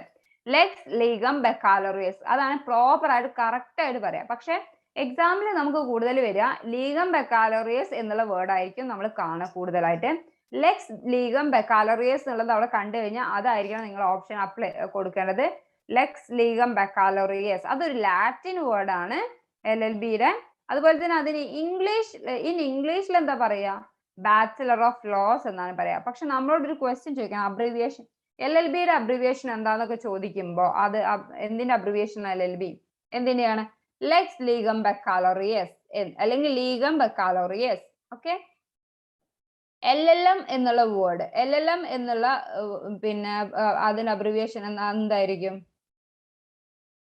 Lex ലീഗം of മജിസ്റ്റർ. ഒരു ലാറ്റിൻ വേർഡ് ആണ്. ലാറ്റിൻ വേർഡ് വെച്ചിട്ടാണ് നമ്മൾ ലോ ഡിഫൈൻ ചെയ്യുമ്പോൾ എപ്പോഴും ലാറ്റിൻ ടേംസ് ആണ് നമ്മൾ യൂസ് ചെയ്യുക. ഓക്കെ, നമ്മുടെ ഇന്ത്യൻ ടേംസോ അല്ല ഇംഗ്ലീഷ് വേർഡ്സോ അല്ല നമ്മൾ പഠിക്കുമ്പോൾ എടുക്കുക. നമ്മൾ ഇംഗ്ലീഷിൽ അത് പറയുമ്പോൾ മാസ്റ്റർ ഓഫ് ലോസ്. പക്ഷെ അതിന്റെ ഒറിജിനൽ ലാറ്റിൻ വേർഡ് എന്ന് പറയുന്നത് ലെക്സ് ലീഗം ഓഫ് മജിസ്റ്റർ എന്നാണ് കേട്ടോ. LLM എന്ന് പറയുമ്പോൾ മാസ്റ്റർ എന്ന് വിചാരിക്കരുത്, മജിസ്റ്റർ എന്നാണ് ലാറ്റിൻ വേർഡിൽ പറയാ. പിന്നെ അഡ്വക്കേറ്റ് എപ്പോഴും നമ്മൾ നോക്കാറുണ്ട്. അഡ്വക്കേറ്റ് എന്നുള്ള വേർഡ് ADV അഡ്വക്കേറ്റ് ADV കഴിഞ്ഞിട്ട് ഒരു ഡോട്ട് ഇടണം, അത് നിർബന്ധമാണ്. A lawyer who is enrolled under bar council of India. ഒരു അഡ്വക്കേറ്റ് ആവുന്നത് എങ്ങനെയാണ്? എൻറോൾ ചെയ്താൽ മാത്രമേ അവർ എൻറോൾഡ് ആയിട്ടുള്ള ആളെയാണ് നമ്മൾ ലോയർ എന്നുള്ളത് ഒരു പെർസ്യൂഡ് ടു LLB. ഒരു LLB പെർസ്യൂ ചെയ്യുന്ന ഒരാളെ നമുക്ക് ലോയർ എന്ന് പറയാൻ പറ്റും. പക്ഷെ ലോയർ ആയിട്ടുള്ള ഒരാള് എൻറോൾ ചെയ്യാണ്, ബാർ കൗൺസിലിൽ എൻറോൾ ചെയ്യാണ്, ആ ബാർ കൗൺസിൽ ഓഫ് ഇന്ത്യയിൽ അണ്ടറിൽ എൻറോൾ ചെയ്ത് കഴിയുമ്പോൾ അവരെയാണ് അഡ്വക്കേറ്റ് എന്ന് പറയുക. പിന്നെ APP assistant public prosecutor. APP എന്ന് പറയുമ്പോൾ അസിസ്റ്റന്റ് പബ്ലിക് പ്രോസിക്യൂട്ടർ. PP എന്ന് പറഞ്ഞിട്ടുണ്ടെങ്കിൽ പബ്ലിക് പ്രോസിക്യൂട്ടർ. Next high court. ഇത് ഞാൻ എടുത്ത് പറയാൻ കാരണം എന്താ വെച്ചാൽ ഇത് ഇപ്പോൾ മാത്രമല്ല, നിങ്ങൾക്ക് ഇപ്പോഴും അല്ലാണ്ട് ക്ലാസ്സിലേക്ക് ജോയിൻ ചെയ്ത് കഴിഞ്ഞ ശേഷം നിങ്ങൾക്ക് ഒരുപാട് ഹെൽപ്ഫുൾ ആയിരിക്കും. കാരണം ചില വേർഡ്സിന്റെ സിമ്പിൾ ആയിട്ടുള്ള വേർഡ്സിന്റെ ആയിരിക്കും അബ്രിവിയേഷൻസ് ചോദിക്കുക. അപ്പൊ നമുക്ക് മനസ്സിലാവണമെന്നില്ല. SC എന്ന് പറയുമ്പോൾ സുപ്രീം കോർട്ട്. SCC എന്നൊക്കെ പറയുമ്പോൾ സുപ്രീം കോർട്ട് കേസസ്. നമ്മൾ കഴിഞ്ഞ ദിവസം ഓരോ കേസിന്റെ സൈറ്റേഷൻസ് ഒക്കെ പഠിച്ചിട്ടുണ്ടായിരുന്നു. ആ കേസ് ഏത് വർഷമാണ് വന്നത്, ഏത് നമ്പറിലാണ് കേസ് കൊടുത്തിട്ടുള്ളത് എന്നൊക്കെ പറഞ്ഞു എഴുതുന്നതിനാണ് സൈറ്റേഷൻ എന്ന് പറയാം. അപ്പൊ ആ സമയത്ത് അതിനകത്ത് SCC എന്ന് പറഞ്ഞിട്ട് ഒരു നമ്പർ എഴുതിയിട്ടുണ്ടായിരിക്കും. അത് സുപ്രീം കോർട്ട് കേസസ് എന്ന് പറഞ്ഞിട്ടുള്ള നമ്പറാണ്. ഓക്കെ, സുപ്രീം കോർട്ട് എന്നുള്ളത് SC എന്നാണ് എഴുതുക. CJI എന്ന് പറയാൻ chief justice of India. CJ civil judge. ADJ additional district judge. DJ district judge. ACC എന്ന് പറഞ്ഞിട്ടുണ്ടെങ്കിൽ accident and compensation cases. AG എന്ന് പറഞ്ഞാൽ അറ്റോർണി ജനറൽ. AIR എന്ന് പറയുമ്പോൾ ഈ ക്വസ്റ്റ്യൻ ചോദിച്ചിട്ടുണ്ടായിരുന്നു മുന്നേ. AIR എന്നുള്ളത് ഓൾ ഇന്ത്യ റിപ്പോർട്ടർ എന്നാണ് അതിന് ഫുള്ള് വരുന്നത്. AIR എന്ന് പറഞ്ഞാൽ ഓൾ ഇന്ത്യ റിപ്പോർട്ടർ എന്നാണ്.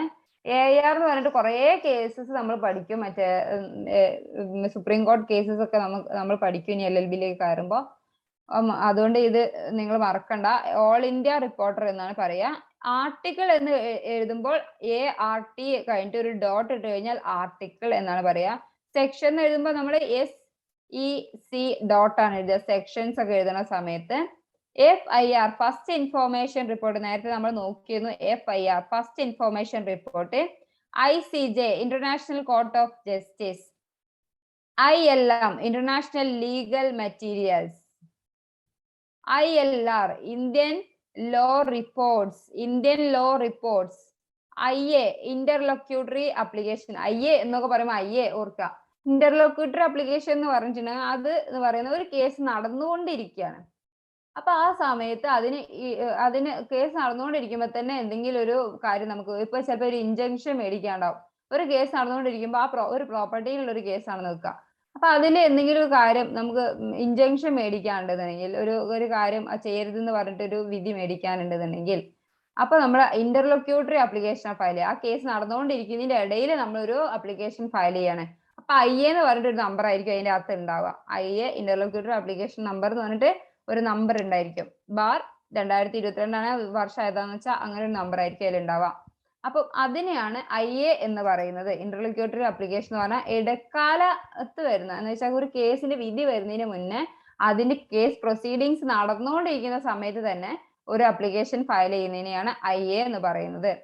പിന്നെ ഇൻകോർപ്പറേഷൻ എന്നുള്ള വേർഡ് എങ്ങനെ എഴുതുക? INC dot. ഓക്കെ.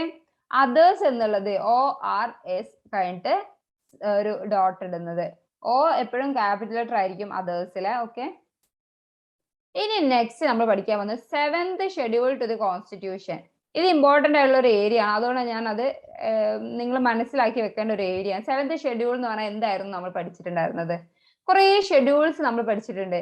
ഷെഡ്യൂൾസ് ഏതൊക്കെയാണ്, പാർട്ട് ഏതൊക്കെയാണെന്നൊക്കെ നമ്മൾ ഇങ്ങനെ ഫസ്റ്റ് ക്ലാസ്സുകളിലൊക്കെ നമ്മൾ എടുത്തു പോയിട്ടുണ്ട്. ഇന്ത്യൻ കോൺസ്റ്റിറ്റ്യൂഷന്റെ ഭാഗം പഠിച്ച സമയത്ത് അതിൽ വളരെ ഇമ്പോർട്ടന്റ് ആയിട്ടുള്ള ഒരു ഏരിയ ആയിരുന്നു നമ്മൾ പഠിച്ച 7th ഷെഡ്യൂൾ എന്നുള്ളത്. 7th ഷെഡ്യൂളിൽ നമ്മൾ എന്തായിരുന്നു പഠിച്ചിട്ടുണ്ടായിരുന്നത്?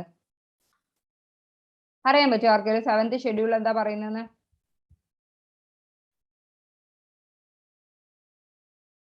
നമ്മൾ അതിൽ പഠിക്കുന്നത് ലിസ്റ്റുകളെ കുറിച്ചിട്ടാണ്. ഓരോ ലിസ്റ്റുകളുണ്ട്. The constitutional provisions in India on the subject of distribution of legislative powers between the union and states are defined under several articles. ഒരേ ആർട്ടിക്കിളിലായിട്ട് നമ്മൾ ഇതിനെ കുറിച്ച് പറയുന്നുണ്ട്. ഇന്ത്യൻ കോൺസ്റ്റിറ്റ്യൂഷനിൽ സ്റ്റേറ്റിനും സെൻട്രലിനും അതുപോലെ സ്റ്റേറ്റിനും യൂണിയനും നമ്മൾ ലെജിസ്ലേറ്റീവ് പവേഴ്സ് ഡിസ്ട്രിബ്യൂട്ട് ചെയ്യുന്നതിന് വേണ്ടിയിട്ട്. ലെജിസ്ലേറ്റീവ് പവേഴ്സ് ഒരാൾക്ക് മാത്രമായിട്ട് കൊടുക്കാൻ പറ്റില്ല. അപ്പൊ അത് ഡിസ്ട്രിബ്യൂട്ട് ചെയ്യും. അപ്പൊ ഡിസ്ട്രിബ്യൂട്ട് ചെയ്യുമ്പോൾ സമയത്ത് അതിനെ കുറിച്ചിട്ടുള്ള കാര്യങ്ങളാണ് ഈ ഷെഡ്യൂളിൽ വരുന്നത്. The schedule defines and specifies allocation of powers and functions between union and states. ഈ ഷെഡ്യൂൾ ഡിഫൈൻ ചെയ്യുന്നത് എന്താണ്? 7th ഷെഡ്യൂൾ ഡിഫൈൻ ചെയ്തിട്ടുള്ളത് പവേഴ്സ് ആൻഡ് ഫങ്ഷൻസ് എങ്ങനെ അലോക്കേറ്റ് ചെയ്യണം.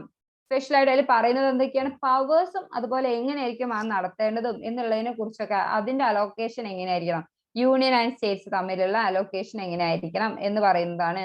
It contains 3 list. അവിടെ 3 ലിസ്റ്റ് ആയിട്ടാണ് അതിൽ കൊടുത്തിട്ടുള്ളത്. ഒന്നെന്ന് പറയുമ്പോൾ union list, 2 state list, 3 concurrent list. ഇങ്ങനെ 3 ലിസ്റ്റ് ആയിട്ടാണ് അവിടെ പറഞ്ഞിട്ടുള്ളത്. ഈ 3 യൂണിയൻ ലിസ്റ്റ് എന്ന് പറയുമ്പോൾ സെൻട്രൽ ഗവൺമെന്റിന് മാത്രമായിട്ടുള്ള പവേഴ്സ് ആൻഡ് ഫങ്ഷൻസ് ആണ് അതിന്റെ അകത്ത് പറഞ്ഞിട്ടുള്ളത്. സ്റ്റേറ്റ് ലിസ്റ്റ് എന്ന് പറയുമ്പോൾ powers and functions of state government. പിന്നെ അതുപോലെ കൺകറന്റ് ലിസ്റ്റ് എന്ന് പറയുമ്പോൾ സ്റ്റേറ്റ് ഗവൺമെന്റിനും അതുപോലെ തന്നെ യൂണിയൻ ഗവൺമെന്റിനും ഒരുപോലെയുള്ള പിന്നെ ഫങ്ഷൻസ് ആൻഡ് പവേഴ്സ് വരുന്ന മാറ്റേഴ്സ് ആണ് കൺകറന്റ് ലിസ്റ്റിൽ വരിക. ഇനി നമുക്ക് നോക്കാം. ഒറിജിനലി അത് സ്റ്റാർട്ട് ചെയ്ത സമയം, അത് ഉണ്ടാക്കിയ സമയത്ത് 97 സബ്ജക്ട്സ് ആയിരുന്നു. എന്തൊക്കെ വിഷയത്തിലായിരുന്നു? 97 സബ്ജക്റ്റിലായിരുന്നു യൂണിയൻ ലിസ്റ്റ് ഉണ്ടായിരുന്നത്. ഇപ്പൊ എത്രയുണ്ട്? 100 സബ്ജക്റ്റിലാണ് യൂണിയൻ ലിസ്റ്റ് ഇപ്പോൾ ഉള്ളത്. 100 കാര്യത്തിന് മുകളിൽ ഇപ്പൊ 100 സബ്ജക്ട്സിൽ ഇപ്പോ യൂണിയൻ ലിസ്റ്റ് ഉണ്ട്. പിന്നെ നെക്സ്റ്റ് എന്ന് പറഞ്ഞാൽ സ്റ്റേറ്റ് ലിസ്റ്റ് സ്റ്റാർട്ട് ചെയ്തപ്പോൾ എത്രയായിരുന്നു എന്ന് വെച്ചാൽ 66 സബ്ജക്റ്റിലായിരുന്നു. പക്ഷെ ഇപ്പൊ 61 സബ്ജക്റ്റിലാണ് സ്റ്റേറ്റിന് പവേഴ്സ് ആൻഡ് ഫങ്ഷൻസ് പറയുന്നത്. പിന്നെ വന്നത് and concurrent list. Concurrent list ഉണ്ട്. കൺകറന്റ് ലിസ്റ്റില് 47 സബ്ജക്ട്സും അതുപോലെ തന്നെ 47 സബ്ജക്ട്സിലായിരുന്നു. പക്ഷെ ഇപ്പൊ അത് 52 സബ്ജക്ട്സ് ആയിട്ട് മാറിയിട്ടുണ്ട്. ഇതൊക്കെ എന്ന് പറഞ്ഞാൽ 2021 നവംബർ 1 ആ ഒരു ടൈമിൽ വന്നിട്ടുള്ള മാറ്റങ്ങളാണ്. അതുവരെയുള്ള മാറ്റങ്ങളാണ് ഇത് പറയുന്നത്. പിന്നെ എന്ന് പറയുന്നത് ഏറ്റവും ഇമ്പോർട്ടന്റ് ആയിട്ടുള്ള ആർട്ടിക്കിൾ ആണ് 248 of the constitution clearly states. അത് ഇമ്പോർട്ടന്റ് ആണ്. The union parliament has exclusively power to make any law respect to any matter not enumerated in the concurrent list and or state list. ഇപ്പൊ concurrent ലിസ്റ്റിലോ state ലിസ്റ്റിലോ പറയാത്ത ഒരു കാര്യത്തിന്റെ മുകളിൽ എന്തെങ്കിലും ഒരു ക്ലാരിഫിക്കേഷൻസോ അല്ലെങ്കിൽ എന്തെങ്കിലും വരുത്തണമെന്നുണ്ടെങ്കിൽ എക്സ്ക്ലൂസീവ് പവർ ആർക്കായിരിക്കും? യൂണിയൻ പാർലമെന്റിനായിരിക്കും. ഓക്കെ എന്നാണ് പറയുന്നത്. അത് 240 സെക്ഷൻ ഏതിലാ പറയുന്നത്? ആർട്ടിക്കിൾ 248 അത് പറഞ്ഞിട്ടുള്ളത്. 248 ഓഫ് ഇന്ത്യൻ കോൺസ്റ്റിറ്റ്യൂഷനിലാണ് അത് പറഞ്ഞിട്ടുള്ളത്. Name of important subjects. ഇനിയിപ്പോ നമുക്ക് നോക്കാം ഇമ്പോർട്ടൻറ്റ് അത് കുറെ സബ്ജക്ട്സ്. ഇപ്പൊ ഞാൻ പറഞ്ഞു യൂണിയൻ ലിസ്റ്റിലെ 100 സബ്ജക്ട്സ് ഒക്കെ ഉണ്ട്. പക്ഷെ അത് 100 നമുക്ക് പറയാൻ പറ്റില്ല. ഇപ്പൊ നമ്മൾ എന്ത് ചെയ്യാ, അതിൽ ഇമ്പോർട്ടന്റ് ആയിട്ടുള്ള മനസ്സിലാക്കി വെക്കാൻ വേണ്ടിയിട്ട് കുറച്ച് എക്സാമ്പിൾസ് ഏതൊക്കെയാന്ന് നോക്കാം. യൂണിയൻ ലിസ്റ്റിൽ പറയുന്ന കുറച്ച് എക്സാമ്പിൾസ് നമ്മൾ നോക്കുമ്പോൾ ഡിഫൻസ് ഉണ്ട്, ആർമി, അതുപോലെ തന്നെ ഇന്റർനാഷണൽ റിലേഷൻസ് വരുമ്പോൾ അത് വരിക. പിന്നെ പോർട്സ്, തുറമുഖങ്ങളൊക്കെ ഇല്ലേ, അതൊക്കെ യൂണിയൻ ലിസ്റ്റിന് അണ്ടറിലാണ് വരിക. പിന്നെ റെയിൽവേസിന്റെ കാര്യത്തിൽ പവേഴ്സും ഫങ്ഷൻസ് ഒക്കെ യൂസ് ചെയ്യുന്നത് യൂണിയൻ ലിസ്റ്റ് ആയിരിക്കും. പിന്നെ അതുപോലെ ഹൈവേ റോഡ് അതോറിറ്റി ഒക്കെ വരുന്നത് യൂണിയൻ ലിസ്റ്റിന് അണ്ടറിലാണ്. കമ്മ്യൂണിക്കേഷൻ അത് വരുന്നതും യൂണിയൻ ലിസ്റ്റിന് അണ്ടറിലാണ്. ഇനി നെക്സ്റ്റ് നമ്മൾ പഠിക്കാൻ പോകുന്നത് സ്റ്റേറ്റ് ലിസ്റ്റിനെ കുറിച്ചാണ്. സ്റ്റേറ്റ് ലിസ്റ്റിലെ എക്സാമ്പിൾസ് ഏതൊക്കെയാന്ന് നോക്കാം. പബ്ലിക് ഓർഡർ നോക്കുന്നത്, അതുപോലെ തന്നെ പോലീസ് എന്നുള്ള ആ ഒരു കാറ്റഗറി സ്റ്റേറ്റ് ലിസ്റ്റിന് അണ്ടറിലാണ് വരിക. പബ്ലിക് ഹെൽത്ത് ആൻഡ് സാനിറ്റേഷൻ വരുന്നത് നമുക്കറിയാം സ്റ്റേറ്റ് ലിസ്റ്റിന് അണ്ടറിലാണ്. അതുപോലെ തന്നെ ഹോസ്പിറ്റൽ ആൻഡ് ഡിസ്പെൻസറീസ് ഒക്കെ വരുന്നത് സ്റ്റേറ്റ് ലിസ്റ്റിന് അണ്ടറിലാണ്. ഇനി നെക്സ്റ്റ് നമുക്ക് നോക്കാം കൺകറന്റ് ലിസ്റ്റിൽ എന്തൊക്കെയായിരിക്കും വരിക.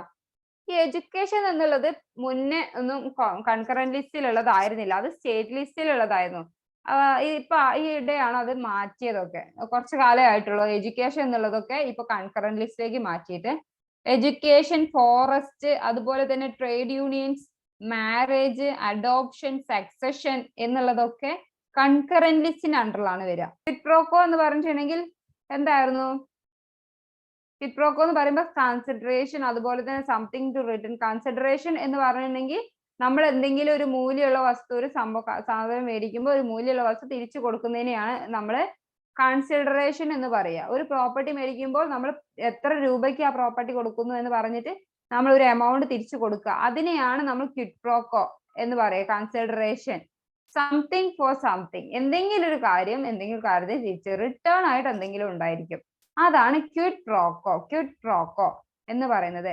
പാരി ഡെലിക്റ്റോ എന്ന് പറഞ്ഞിട്ടുണ്ടെങ്കിൽ ഈക്വൽ ഫാൾട്ട് ആണ്. ഈക്വൽ ഫാൾട്ടിനെയാണ് നമ്മൾ പാരി ഡെലിക്റ്റോ എന്ന് പറയുന്നത്. പുതുതായിട്ട് വന്ന ആളുകൾക്ക് ഒരു ഡൗട്ട് ഉണ്ടാവും, ഇങ്ങനെയുള്ള ലീഗൽ മാക്സിംസ് എന്ന് പറയുമ്പോൾ ആ ലാറ്റിൻ ടേംസ് ഒക്കെ പഠിക്കേണ്ടതുണ്ടോ, അത് എന്ന് പറയുന്നത് അത്ര ഇമ്പറേറ്റീവ് ആയിട്ടുള്ള ഇമ്പോർട്ടന്റ് ആയിട്ടുള്ള കാര്യമാണോ എന്നുള്ളൊരു ഡൗട്ട് ഉണ്ടാവും. മാക്സിംസ് എന്ന് പറയുന്നത് ലീഗൽ ആപ്റ്റിറ്റ്യൂഡിൽ നോക്കുമ്പോൾ വളരെ ഇമ്പോർട്ടൻസ് കൊടുക്കേണ്ട ഒരു മേഖല തന്നെയാണ്. ചിലപ്പോൾ ക്വസ്റ്റ്യൻസ് ആണ് ചോദിക്കാറുണ്ട്. പിന്നെ അതുപോലെ തന്നെ പൊതുവെ നമ്മൾ ലോയേഴ്സും സാധാരണ ഒരു ഡിഗ്രി സ്റ്റുഡൻസും തമ്മിലൊരു മേജർ വ്യത്യാസം എന്ന് പറഞ്ഞാൽ നമ്മൾ പഠിക്കുന്ന വേർഡ്സ് ഒക്കെ എന്ന് പറഞ്ഞാൽ ലീഗലി ഉള്ള വേർഡ്സ് ഒക്കെ എന്ന് പറഞ്ഞാൽ കുറെ പുറത്തുനിന്നുള്ള വിദേശത്തു നിന്നുള്ള വേർഡ്സ് ഒക്കെ നമ്മൾ പഠിക്കും. അതുപോലെ തന്നെ ലീഗൽ മാക്സിംസ് ഒക്കെ എന്നുള്ളത് നമുക്ക് മാത്രം അറിയാൻ പറ്റുന്ന കാര്യങ്ങളാണ്. പുറത്തുള്ള ഒരാളോട് പോയിട്ട് ക്വിഡ് പ്രോക്കോ എന്ന് പറഞ്ഞു നോക്കിയേ, സംതിങ് ടു റിട്ടേൺ, അവർക്ക് ആ കാര്യം ഒന്നും അറിയുന്നുണ്ടാവില്ല. അങ്ങനെയുള്ള വേർഡ്സ് ആണ് ഇത്. അപ്പൊ നമ്മൾ പുറത്തുള്ളവരെ മുന്നിൽ നമ്മൾ കുറച്ചൊരു അറിവ് കൂടുതലുള്ളവരായിട്ട് നിൽക്കാൻ പറ്റുന്ന ഒരു സംഭവമാണ് ഇങ്ങനെയുള്ള ലീഗൽ മാക്സിംസ് ഒക്കെ നമുക്ക് അറിയാന്നുള്ളത്. അപ്പൊ പഠിച്ചു വെക്കുക. അതുപോലെ പാരി ഡെലിക്റ്റോ എന്ന് പറഞ്ഞാൽ ഈക്വൽ ഫോൾട്ട് ആണ്. ഈക്വൽ ഫോൾട്ടിനെയാണ് ഒരു ഫോൾട്ട് കമ്മിറ്റ്, അത് ഈക്വലി ഉള്ള ഫോൾട്ട് ആയിരിക്കും, അതിനെ പാരി ഡെലിക്റ്റോ എന്നാണ് പറയാം. പിന്നെ ജനറലി, ഇത് വളരെ ഇമ്പോർട്ടന്റ് ആണ്, generalia specialibus non derogant. Special provisions prevail over the general provisions. Special provisions അവിടെ ഉണ്ട് എന്നുണ്ടെങ്കിൽ അതായിരിക്കും അവിടെ പ്രിവെയിൽ ചെയ്യുക. ഒരു ജനറൽ പ്രൊവിഷൻ അവിടെ ഉണ്ടെങ്കിൽ പോലും, ഇപ്പൊ ഒരു ജനറൽ ആയിട്ട് നമുക്ക് കോൺസ്റ്റിറ്റ്യൂഷൻ ഉണ്ട്, നമുക്കറിയാം. ഒരു എക്സാമ്പിൾ ഇപ്പൊ ഞാൻ എടുത്ത് പറയാം, ബൈഗമി എന്നുള്ള കാര്യം. ഞാൻ നേരത്തെ പറഞ്ഞു, ബൈഗമി എന്നുള്ളത് ഹിന്ദു ആയിട്ടുള്ള ഒരാളാണ് എടുക്കുന്നതിന് നമ്മൾ ജനറൽ ആയിട്ടുള്ള പ്രൊവിഷൻ ആണ് അവർക്ക് അപ്ലൈക്കബിൾ ആവുക. സ്പെഷ്യൽ പ്രൊവിഷൻ ഹിന്ദുസിന് അവിടെ കൊടുത്തിട്ടില്ല. അപ്പൊ മുസ്ലിംസിന് പക്ഷെ അവിടെ ഒരു സ്പെഷ്യൽ പ്രൊവിഷൻ ഉണ്ട്, മുസ്ലിം മാരേജ് ആക്ട് ഒക്കെ ഉണ്ട്. അങ്ങനെയുള്ള സാഹചര്യത്തിൽ എന്താ സംഭവിക്കുക? സ്പെഷ്യൽ പ്രൊവിഷൻ ആയിരിക്കും അവിടെ പ്രിവെയിൽ ചെയ്യുക. ഓക്കെ, അവിടെ നിലനിൽക്കുന്നത്, അവിടെ ആ ഒരു കേസിൽ നിലനിൽക്കുക എന്ന് പറയുന്നത് സ്പെഷ്യൽ പ്രൊവിഷൻ ആയിരിക്കും. അപ്പൊ അതാണ് അതിനൊരു എക്സാമ്പിൾ ആയിട്ട് പറഞ്ഞതാണ് generalia specialibus non derogant. Okay, പിന്നെ നെക്സ്റ്റ് എന്ന് പറഞ്ഞാൽ ratio decidendi of a case means principle that case establishes. Ratio decidendi എന്ന് പറഞ്ഞ ഒരു പ്രിൻസിപ്പൾ ഉണ്ടായിരിക്കും. ആ പ്രിൻസിപ്പൾ കോടതിയുടേതായ രീതിയിൽ ഉണ്ടാക്കിയെടുത്ത ഇന്റർപ്രറ്റ് ചെയ്യുന്നതാണ് റേഷ്യോ ഡെസിഡന്റി എന്ന് പറയുന്നത്. Okay, principles that case establishes. ആ കേസിൽ എന്താണ് പ്രിൻസിപ്പിൾ, എന്ത് പ്രിൻസിപ്പിൾ ആണ് എസ്റ്റാബ്ലിഷ് ചെയ്തിട്ടുള്ളത് എന്നാണ് അതിനകത്ത് പറയുന്നത്. ഇതും വളരെ ഇമ്പോർട്ടന്റ് ആയിട്ടുള്ള കുറച്ച്, ഏറ്റവും ഇമ്പോർട്ടൻസ് നിങ്ങൾ കൊടുക്കേണ്ട കുറച്ച് പിന്നെ മാക്സിംസ് ആണിത്. Ignorantia juris non excusat. Ignorance of law is not an excuse. നമ്മൾ എപ്പോഴും LLB പഠിക്കുമ്പോൾ സ്റ്റാർട്ടിങ്ങിൽ പഠിക്കുന്ന ഒരു മാക്സിം ആയിരിക്കും ഇത്. ഇഗ്നോറൻഷ്യ ജൂറിസ്, ഇഗ്നോറൻസ് ഓഫ് ലോ, നോട്ട് എക്സ്ക്യൂസാറ്റ്. ഒരു എക്സ്ക്യൂസ് ആയിട്ട് ഇഗ്നോറൻസ് എന്നുള്ളത് എടുക്കാൻ പറ്റില്ല. നമുക്ക് അറിവില്ല നിയമത്തിൽ എന്നുള്ളത് ഒരിക്കലും ഒരു എക്സ്ക്യൂസ് ആയിട്ട് പറയാൻ പറ്റില്ല. നിയമം അറിയാത്ത ഒരാൾ നിയമം തെറ്റ് ചെയ്തു, ഇപ്പൊ നമുക്ക് പറയാം ignorance of law ignorance of law is not an excuse. അതൊരു എക്സ്ക്യൂസ് അല്ല എന്ന് പറയാം. ഇപ്പൊ ഒരു നിയമം അറിയാത്ത ഒരാളാണ്, നിയമത്തെ കുറിച്ച് അറിയില്ല, ആ നിയമം എന്താ പറയുന്നതെന്ന് അറിയില്ല, പക്ഷെ അയാൾ ആ ഒരു ക്രൈം കമ്മിറ്റ് ചെയ്യുന്നു, പക്ഷെ അയാൾ നിയമത്തിന്റെ അണ്ടറിലേക്ക് വരും. കാരണം എന്താ വെച്ചാൽ നിയമം അറിയില്ല എന്ന് പറയുന്നത് ഒരു എക്സ്ക്യൂസ് ആയിട്ട് ഒരിക്കലും പറയാൻ പറ്റില്ല എന്നാണ് പറയുന്നത്. Okay, de minimis non curat lex. De minimis non curat lex എന്ന് പറയുമ്പോൾ law would not take action on small and trifling matter.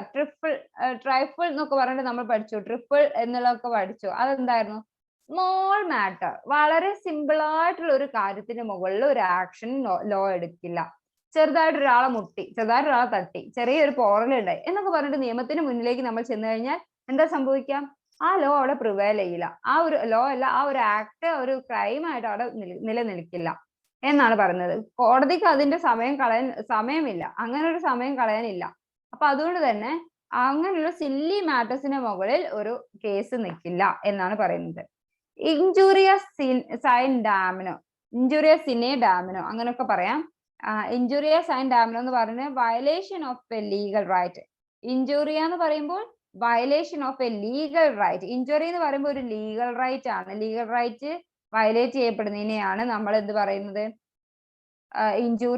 Injury എന്നൊക്കെ പറയുന്നത്. Without any damage. ആ കേസ് ഏതാണെന്നുള്ളത് നിങ്ങൾ മറക്കരുത്. ഇഞ്ചുറിയസ് സൈൻ ഡാമിനത്തിന്റെ കേസ് എന്തായിരുന്നു?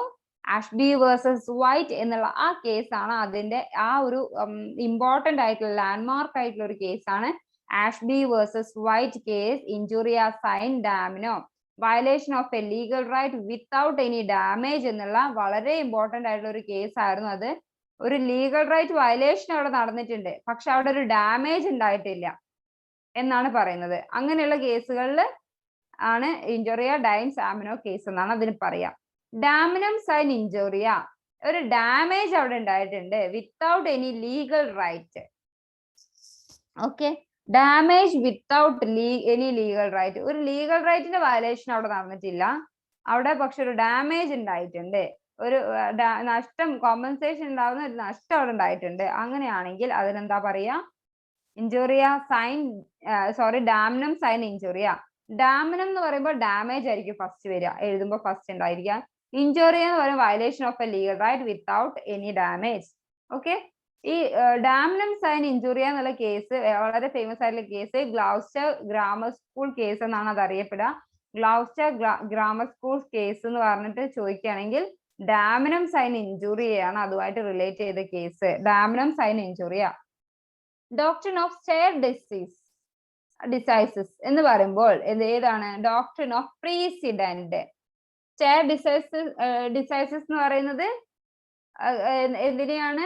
പ്രീസിഡന്റുമായിട്ട് റിലേറ്റ് ചെയ്ത ഡോക്ട്രിൻ ഓഫ് പ്രീസിഡന്റ്. പ്രീസിഡന്റ് എന്ന് പറയുമ്പോൾ വീണ്ടും വീണ്ടും നിങ്ങൾ കേൾക്കണം, എന്നാലും ഇത് വീണ്ടും കേൾക്കുമ്പോൾ പുതിയ ആളുകൾക്ക് കുറച്ചുകൂടി എളുപ്പമായിരിക്കും.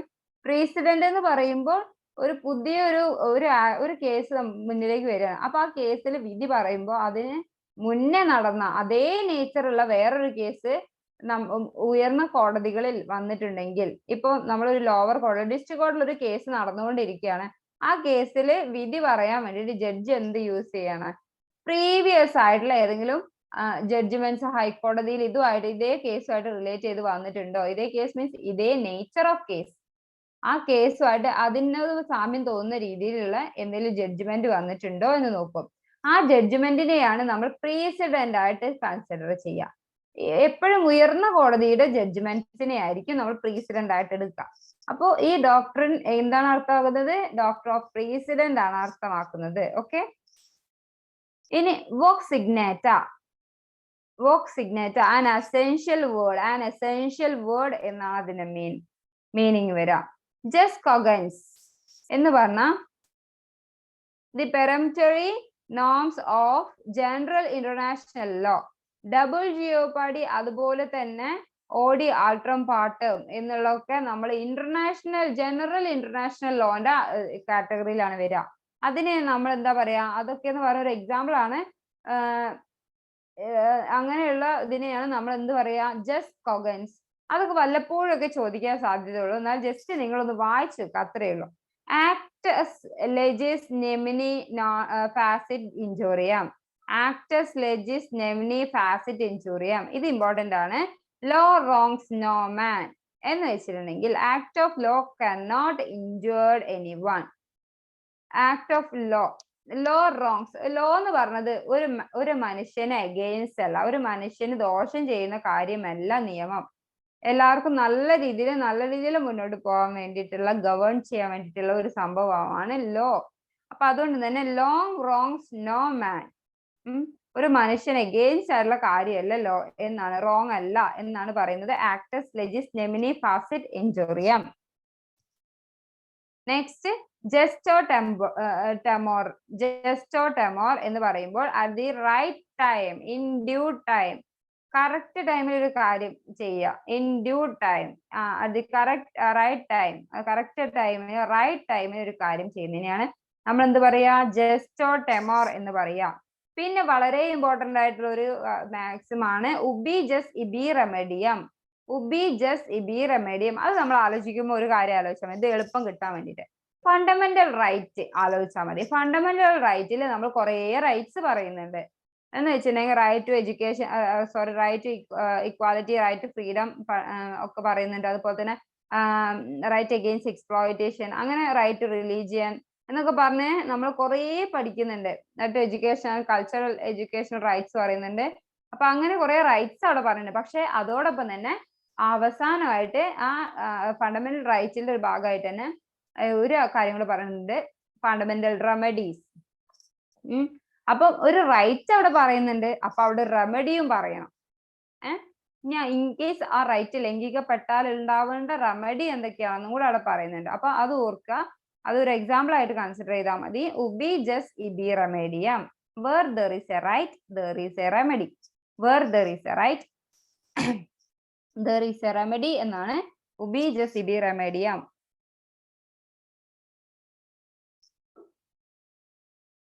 ഫുരിയോസസ് ആബ്സെന്റിസ് ലോക്കോസ് എസ്റ്റ് എന്ന് പറഞ്ഞിട്ടുണ്ടെങ്കിൽ ആൻ ഇൻസെയിൻ പേഴ്സൺ എന്നുണ്ട് ഇവിടെ. Person is regarded as an absent person. ഒരു ഇൻസെയിൻ ആയിട്ടുള്ള ആള് ഒരു അൺസൗണ്ട് മൈൻഡ് ആണെന്ന് പറയാൻ പറ്റും. ഇൻസെയിൻ ആയിട്ടുള്ള അയാൾക്ക് മെന്റൽ കപ്പാസിറ്റി അയാൾക്ക് ഇല്ല, ഒരു കാര്യം ഒരു നോളജ് തിരിച്ചറിയാനോ അതിനുള്ള ഇന്റൻഷനോ അതിനുള്ള കഴിവോ ഇല്ലാത്ത ഒരാള് അയാൾ എന്തായിട്ട് കണക്കാക്കും? ആബ്സെന്റ് പേഴ്സൺ ആയിട്ട് കണക്കാക്കും. അയാൾ ഒരു പേഴ്സൺ ആയിട്ട് അവിടെ എടുക്കില്ല എന്നാണ് പറയുന്നത് ഈ മാക്സിമില്. അലിബി എന്നുള്ളത് വളരെ ഇമ്പോർട്ടന്റ് ആണ്.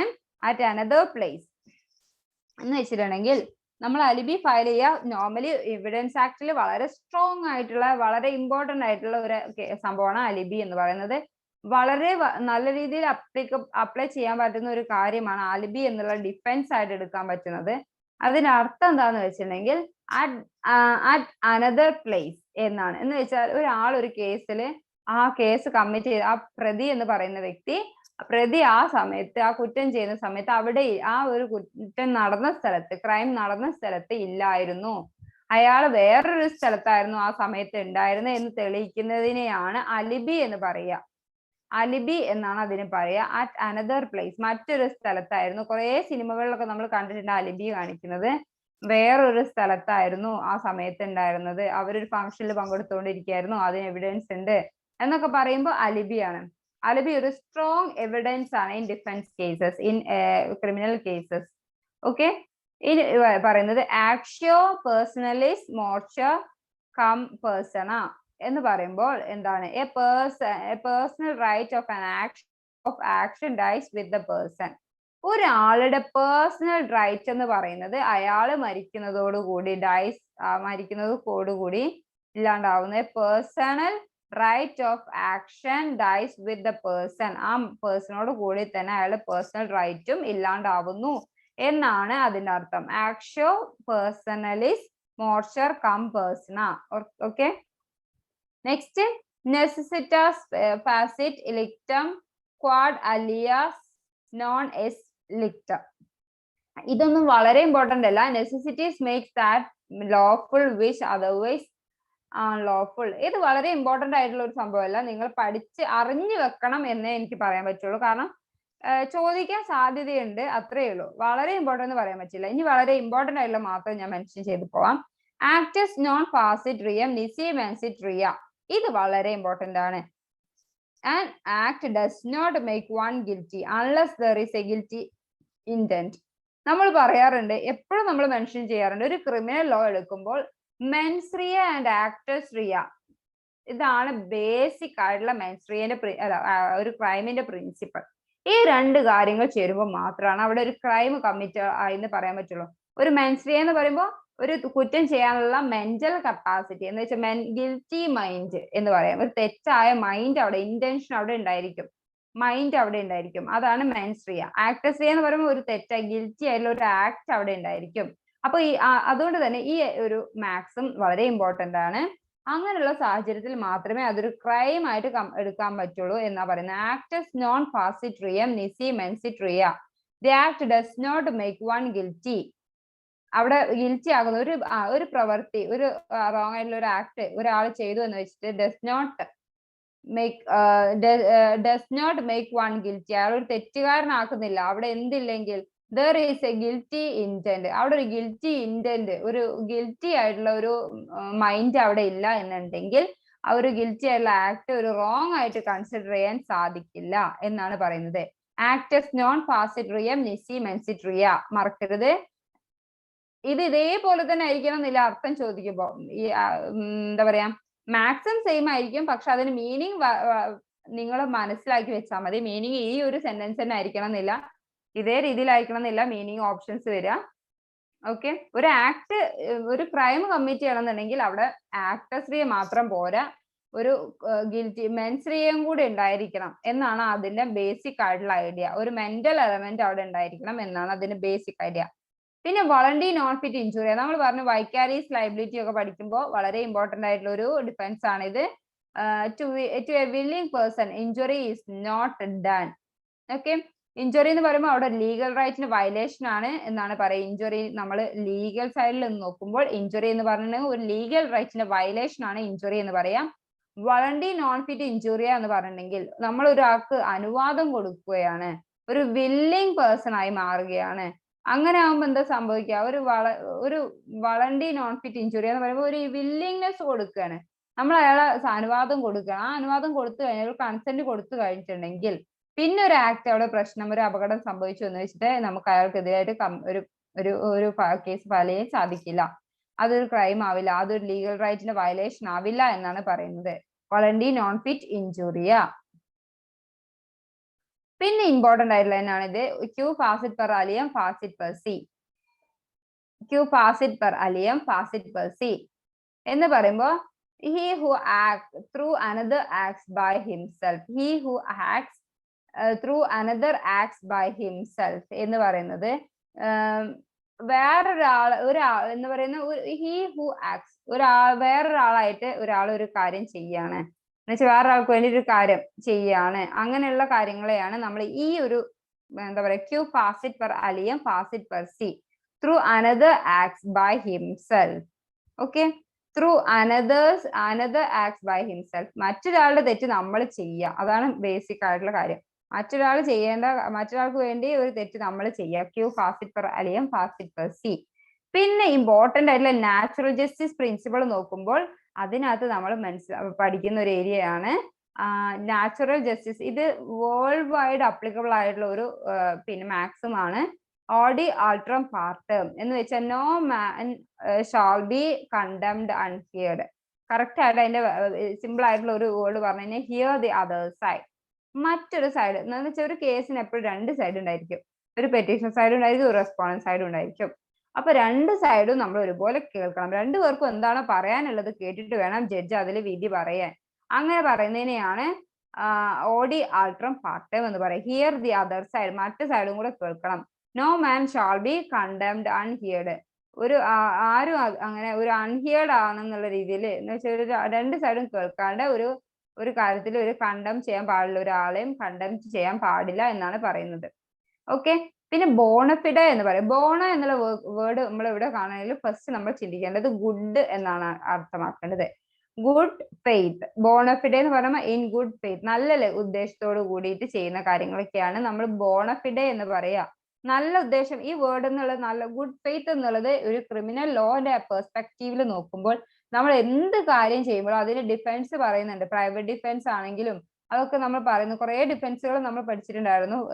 പിന്നെ എന്താ പറയാ, ജനറൽ എക്സെപ്ഷൻസ് പഠിച്ചിട്ടുണ്ടായിരുന്നു IPC-യിൽ. ആ IPC-യിലെ ജനറൽ എക്സെപ്ഷൻസിലൊക്കെ നമ്മൾ നോക്കുമ്പോൾ ബോണഫിഡയ്ക്ക് വളരെ പ്രാധാന്യമുണ്ട്. ഗുഡ് ഫെയ്ത്തിലാണ് നമ്മളൊരു കാര്യം ചെയ്യുന്നുണ്ടെങ്കിൽ അതൊരു ക്രൈം ആവില്ല എന്നാണ് നമ്മൾ കൺസിഡർ ചെയ്യുക. ഗുഡ് ഫെയ്ത്തോട് കൂടിയിട്ട് ആണ് അവിടെ അങ്ങനെ ഒരു കാര്യം ചെയ്തത് എന്ന് പറഞ്ഞിട്ട്. അപ്പൊ മിക്ക ഡിഫൻസിന്റെയും ഒരു മേജർ ഇൻഗ്രീഡിയന്റ്, ഏറ്റവും പ്രധാനപ്പെട്ട ഇമ്പോർട്ടന്റ് ആയിട്ടുള്ള ഒരു ഇൻഗ്രീഡിയന്റ് ആയിട്ട് പറയുന്നത് ഗുഡ് ഫെയ്ത്ത് ആണ്, ബോണഫിഡയാണ്. അപ്പൊ മറക്കരുത്. പിന്നെ മാലഫിഡ. മാലഫിഡ എന്ന് പറഞ്ഞാൽ മലീഷ്യസ് ആയിട്ടുള്ള, മലീഷ്യസ് എന്ന് പറഞ്ഞാൽ ബാഡ് ആയിട്ടുള്ള, ബാഡ് ഫെയ്ത്ത് ആണ്. ബാഡ് ഫെയ്ത്തിനെയാണ് നമ്മള് എന്താ പറയാ മാലഫിഡെ എന്ന് പറയാ. മാലഫിഡെ എന്ന് പറയുന്നത് മലീഷ്യസ് ആയിട്ടുള്ള എന്നാണ് മീനിങ് വരുന്നത്. ബോണ വെക്കൻഷ്യ. Goods without an owner. Goods without an owner. ബോണ വെക്കൻഷ്യ, ഗുഡ്സ് വിത്തൗട്ട് ആൻ ഓണർ. പിന്നെ നമ്മൾ ഇമ്പോർട്ടന്റ് ആയി നോക്കണമെങ്കിൽ ഈ കാവിയേറ്റ് എന്ന് പറയുന്ന അർത്ഥം എന്താണ്? വാണിംഗ് എന്നാണ് അർത്ഥം. കാവിയേറ്റ് എന്ന് പറയുമ്പോൾ വാണിംഗ് എന്നാണ് അർത്ഥം. കാവിയേറ്റ് ആക്ട് എന്ന് പറയുമ്പോൾ ലെറ്റ് ദ ഡൂവർ ബിവെയർ, ഒരു കാര്യം ചെയ്യുന്ന ഒരാള് അത് സൂക്ഷിക്കുക എന്നാണ് പറയുന്നത്. കാവിയേറ്റ് എംപ്റ്റർ എന്ന് പറയുമ്പോൾ ലെറ്റ് ദ ബയർ ബിവെയർ. വെണ്ടിറ്റർ എന്ന് പറയുന്നത് വെണ്ടർ ആലോചിച്ചാൽ മതി, സെല്ലർ, ഒരു സാധനം വിൽപ്പന ചെയ്യുന്ന ആൾ, അപ്പൊ സെല്ലർ. കാവിയേറ്റ് വെണ്ടിറ്റർ എന്ന് പറഞ്ഞാൽ let the seller beware. Seller ശ്രദ്ധിക്കുക, വിൽപ്പന ചെയ്യുന്ന ആൾ ശ്രദ്ധിക്കുക ഒരു കാര്യം വിൽപ്പന ചെയ്യുമ്പോൾ. കാവിയേറ്റ് എംപ്റ്റർ എന്ന് പറയുമ്പോൾ ലെറ്റ് ദ ബയർ ബിവെയർ. പിന്നെ certiorari, to be informed of. Certiorari എന്ന് പറഞ്ഞിട്ടുണ്ടെങ്കിൽ ടു ബി ഇൻഫോംഡ് ഓഫ് എന്നാണ് അർത്ഥം. കോർപ്പസ് എന്ന് പറയുമ്പോൾ കോർപ്പറേറ്റ് ഒക്കെ ആലോചിക്കുക. കോർപ്പസ് എന്ന് പറയുമ്പോൾ ഒരു കോർപ്പറേറ്റ് ഒക്കെ ആലോചിക്കുക, ഒരു ബോഡിയാണത്. ഓക്കെ. Next de facto. ഡിഫാക്ടോ എന്ന് പറയുമ്പോൾ ഇൻഫാക്ട്. ഡിഫാക്ടോ എന്ന് പറയുമ്പോൾ ഇൻഫാക്ട്, അതൊരു ഫാക്ട് ആണ് ഡിഫാക്ടോ. ഡി ജൂറെ എന്ന് പറയുമ്പോൾ ബൈലോ, നിയമപ്രകാരം, നിയമത്താൽ എന്നൊക്കെ പറയുമ്പോൾ ഡി ജൂറെ എന്നാണ് അർത്ഥാക്കുന്നത്. ഡോളി ഇൻകപ്പാക്സ്, അത് വളരെ ഇമ്പോർട്ടന്റ് ആണ്. Incapable of crime. നമ്മൾ ഡോളി ഇൻകപ്പാക്സ് എവിടെ പഠിച്ചിട്ടുണ്ടായിരുന്നത്? സെക്ഷൻ 82 ആൻഡ് സെക്ഷൻ 83-ൽ നമ്മൾ പഠിച്ച ഭാഗമാണ് ഡോളി ഇൻകപ്പാക്സ് എന്നുള്ളത്. എന്ന് വെച്ചിട്ടുണ്ടെങ്കിൽ അത് എന്തായിരുന്നു? ഇൻഫാൻസി ആയിരുന്നു. ഇൻഫാൻസി എന്ന് പറയുമ്പോൾ ഇൻഫൻസ് ചെയ്യുന്ന കുറ്റകൃത്യങ്ങൾ. ഇപ്പോ സെക്ഷൻ 82 IPC പ്രകാരം പറയുന്നത് എന്താണ്? ഒരു ഇൻഫന്റ് ആയുള്ള, ഒരു 7 വയസ്സിന് താഴെയുള്ള കുട്ടികൾ ചെയ്യുന്ന എന്ത് ക്രൈമും അതെന്താ പറയാ, അത് ഡോളി ഇൻകപ്പാക്സ് എന്നാണ് അതിന് പറയാ. എന്ന് വെച്ചാൽ അതിനുള്ള ക്യാപ്പബിൾ ഓഫ് ക്രൈം അവിടെ ഇല്ല, അത് മനസ്സിലാക്കാനുള്ള ക്രൈം അവിടെ ഇല്ല. അപ്പൊ അതുകൊണ്ട് തന്നെ അത് ഒരിക്കലും ഒരു ക്രൈം ആയിട്ട് കൺസിഡർ ചെയ്യില്ല. ഇനിയിപ്പോ ഒരു കുട്ടി അറിയാണ്ടായിരിക്കും ഒരു ക്രൈം കമ്മിറ്റ് ചെയ്യുന്നത്. അതുകൊണ്ട് തന്നെ ഒരു 7 വയസ്സിന് താഴെയുള്ള കുട്ടിയാണ് അങ്ങനെ ഒരു ഒഫൻസ് ചെയ്യുന്നതെങ്കിൽ ഒരു കാരണവശാലും അതൊരു ഒഫൻസ് എന്ന് പറയില്ല എന്നാണ് പറയുന്നത്. അതിന്റെ പ്രിൻസിപ്പിൾ ആണ് ഡോളി ഇൻകപ്പാക്സ്, incapable of crime. Incapable of crime അവിടെ നോക്കുമ്പോൾ ഡോളി ഇൻകപ്പാക്സ് പറയുമ്പോൾ അവിടെ കാപ്പബിലിറ്റി ഇല്ല. അത് തെറ്റാണോ ശരിയാണോ എന്നറിയാനുള്ള ഒരു മെന്റൽ കപ്പാസിറ്റി ആ കുട്ടിക്ക് ഇല്ലാത്തത് കൊണ്ട് അവരെ ഡോളി ഇൻകപ്പാക്സ് എന്നാണ് പറയാ. ഓക്കെ. പിന്നെ എസ്റ്റോപ്പൽ, പ്രിവെന്റഡ് ഫ്രം ഡിനേയിങ്. ഇപ്പൊ എസ്റ്റോപ്പൽ എന്ന് പറയുമ്പോൾ ഒരു കാര്യം പറയുന്നതിൽ നിന്ന് ഡിനേ ചെയ്ത്, prevented from denying. Okay. Ex parte, ex parte എന്ന് പറയുമ്പോൾ proceedings in the absence of the other party, ex parte decree. ഇത് നമ്മൾ ഒരു എക്സാമ്പിൾ ഞാൻ പറയാം. ഒരു സിവിൽ മാറ്റർ, ഒരു കേസ്, ഇപ്പൊ ഞാൻ പോയിട്ടുള്ള കാര്യങ്ങൾ എന്റെ എക്സ്പീരിയൻസിലൂടെ ഞാൻ പറയുന്നത്, വെറുതെ ഒരു നോട്ടാക്കി പറയല. ഒരു കോടതിയിൽ ഇപ്പൊ നമ്മൾ പോവുകയാണ്, നമ്മൾ അപ്പിയർ ചെയ്ത ഒരു കേസ്. ആ കേസിൽ നമ്മൾ എതിർഭാഗത്ത് നിന്നുള്ള പിന്നെ പാർട്ടി ഹാജരാവാൻ കോടതി എത്ര തവണ പറഞ്ഞിട്ടും ഹാജരാവുന്നില്ല. അങ്ങനെയുള്ള സാഹചര്യത്തിൽ കോടതി എന്ത് ചെയ്യും? അങ്ങനെ കോടതിയുടെ ടൈം, ഒരുപാട് ടൈം മാറ്റി വെക്കില്ല, പോസ്റ്റ്പോൺ ചെയ്ത് വെക്കില്ല ആ കേസുകളൊന്നും. അങ്ങനെയുള്ള സമയത്ത് അഡ്ജേൺ ചെയ്യാതെ കോടതി എന്ത് ചെയ്യും? ആ പ്രൊസീഡിങ്സിൽ എക്സ് പാർട്ടി ഡിക്രി പാസ്സാക്കും. എക്സ് പാർട്ടി ഡിക്രി എന്ന് പറഞ്ഞിട്ടുണ്ടെങ്കിൽ ആ ആൾ അവിടെ ഇല്ലാതെ തന്നെ, അയാളുടെ ആബ്സെൻസിൽ തന്നെ, അതർ പാർട്ടിയുടെ ആബ്സെൻസിൽ പ്രൊസീഡിങ്സ് മുന്നോട്ട് കൊണ്ടുപോവുകയാണ്. അപ്പോൾ അങ്ങനെ പ്രൊസീഡിങ്സ് മുന്നോട്ട് കൊണ്ടുപോയിട്ട് അവിടെ ഒരു ഡിക്രി എന്ന് പറഞ്ഞ ഒരു ഓർഡർ വരികയാണ്. ഓർഡർ എന്ത്? മറ്റേ പാർട്ടിക്ക് അനുകൂലമായിട്ടുള്ള ഒരു ഓർഡർ അവിടെ കോടതി പാസ്സാക്കുന്നതാണ് എക്സ് പാർട്ടി ഡിക്രി എന്നാണ് അതിന് പറയാ. അപ്പൊ എക്സ് പാർട്ടി എന്ന് പറഞ്ഞിട്ടുണ്ടെങ്കിൽ മനസ്സിലാക്കുക, പ്രൊസീഡിങ്സ് ആണ്, അതൊരു പ്രൊസീഡിങ്സ് അവിടെ നടക്കാൻ പോണേ in the absence of the other party. മറ്റേ പാർട്ടിയുടെ, ഓപ്പോസിറ്റ് പാർട്ടിയുടെ ആബ്സെൻസിൽ ഒരു പ്രൊസീഡിങ്സിനെയാണ് എക്സ് പാർട്ടി എന്ന് പറയുന്നത്, എക്സ് പാർട്ടി എന്ന് പറയുന്നത്. ഫാക്ടം എന്ന് പറയുന്നത് ബിയോണ്ട് ഹ്യൂമൻ ഫോർസൈറ്റ്, മുൻകൂട്ടി കാണാൻ പറ്റാതെ, ഒരു മനുഷ്യന് മുൻകൂട്ടി കാണുന്നതിന്റെ അപ്പുറത്തേക്കുള്ള കാര്യം, ബിയോണ്ട് ആയിട്ടുള്ള കാര്യത്തിനെയാണ് ഫാക്ടം എന്ന് പറയുന്നത്. ഇനി ഇമ്പോർട്ടന്റ് ആയിട്ടുള്ളതാണ് റൈറ്റ് ജസ്റ്റ്. ഇത് ഞാൻ ഇപ്പൊ എടുക്കാനുള്ള റീസൺ എന്താണെന്ന് വെച്ചിട്ടുണ്ടെങ്കിൽ, നമ്മൾ ഇതുവരെ നമ്മൾ ക്രൈമും കാര്യങ്ങളും IPC ഒക്കെ പഠിച്ചു പോയിട്ടുണ്ട്. അപ്പൊ ആ സമയത്ത് ഇങ്ങനെയുള്ള വേർഡുകൾ നമ്മൾ ഒരുപാട് കേട്ടതുമാണ്. അപ്പൊ ഫസ്റ്റിലാണ് ഞാൻ ഈ ക്ലാസ് എടുത്തു പോയത്. അതുകൊണ്ട് തന്നെ നിങ്ങൾക്ക് ഫസ്റ്റ് ആയിട്ട് കേൾക്കുന്ന വേർഡ് ആയിട്ടായിരിക്കും ആ സമയത്ത് തോന്നുക. പക്ഷെ ഇപ്പൊ നമ്മൾ ഇടയ്ക്ക് ഇങ്ങനെ ഓരോ കാര്യങ്ങളിലും നമ്മൾ ഈ വേർഡ്സ് ഒക്കെ നമ്മൾ പറയാറുണ്ട്. അപ്പൊ അതുകൊണ്ട് ഇതിലേക്ക് പിന്നീട് വരുമ്പോൾ നിങ്ങൾക്ക് കുറച്ചുകൂടെ സ്പീഡായിട്ട് ആൻസർ കണ്ടുപിടിക്കാൻ സാധിക്കും. അത് മനസ്സിലാക്കി നമുക്ക് മനസ്സിലാക്കാൻ സാധിക്കും. അതുകൊണ്ടാണ് വീണ്ടും ഇത് ഒന്നുകൂടെ മെൻഷൻ ചെയ്ത് പറയുന്നത്, ഇമ്പോർട്ടന്റ് ആയിട്ടുള്ളത് കൊണ്ട് മാത്രമാണ്. ജസ്റ്റ് എന്ന് പറയുമ്പോൾ ലോ, റൈറ്റ് എന്നുള്ള മീനിങ് ആണ് ജസ്റ്റ് എന്ന് പറഞ്ഞാൽ. പിന്നെ ജസ്റ്റ് ഇൻ പേഴ്സണം, right against a specific person, ഒരു സ്പെസിഫിക് ആയിട്ടുള്ള പേഴ്സൺ. പിന്നെ അതുപോലെ തന്നെ ജസ്റ്റ് ഇൻ റം, right against the world at large. റം എന്ന് പറയുമ്പോൾ വേൾഡ് അറ്റ് ലാർജ്, അതെന്ന് വെച്ചാൽ ഒരുപാട് പേര് ഒരു സൊസൈറ്റിയിൽ കൂടുന്നതാണ് റം എന്ന് പറയാം. റൈറ്റ് ഇൻ പേഴ്സണം, റൈറ്റ് ഇൻ റം എന്നൊക്കെ നമ്മൾ പറയില്ലേ. റൈറ്റ് ഇൻ പേഴ്സണം എന്ന് പറയുന്നത് സ്പെസിഫിക് ആയിട്ടുള്ള ഒരു പേഴ്സൺ ആയിരിക്കും ഉദ്ദേശിക്കുന്നത്. റം എന്ന് പറയുമ്പോൾ എല്ലാവരെയും ഉദ്ദേശിച്ചുകൊണ്ടായിരിക്കും, ഹ്യൂജ് നമ്പർ ഓഫ് പേഴ്സൺസ് ആയിരിക്കും. പിന്നെ ജസ്റ്റ് നാച്ചുറൽ ലോ, ജസ്റ്റ് നോൺ സ്ക്രിപ്റ്റം കസ്റ്റമറി ലോ, ജസ്റ്റ് സ്ക്രിപ്റ്റം റിട്ടേൺ ലോ.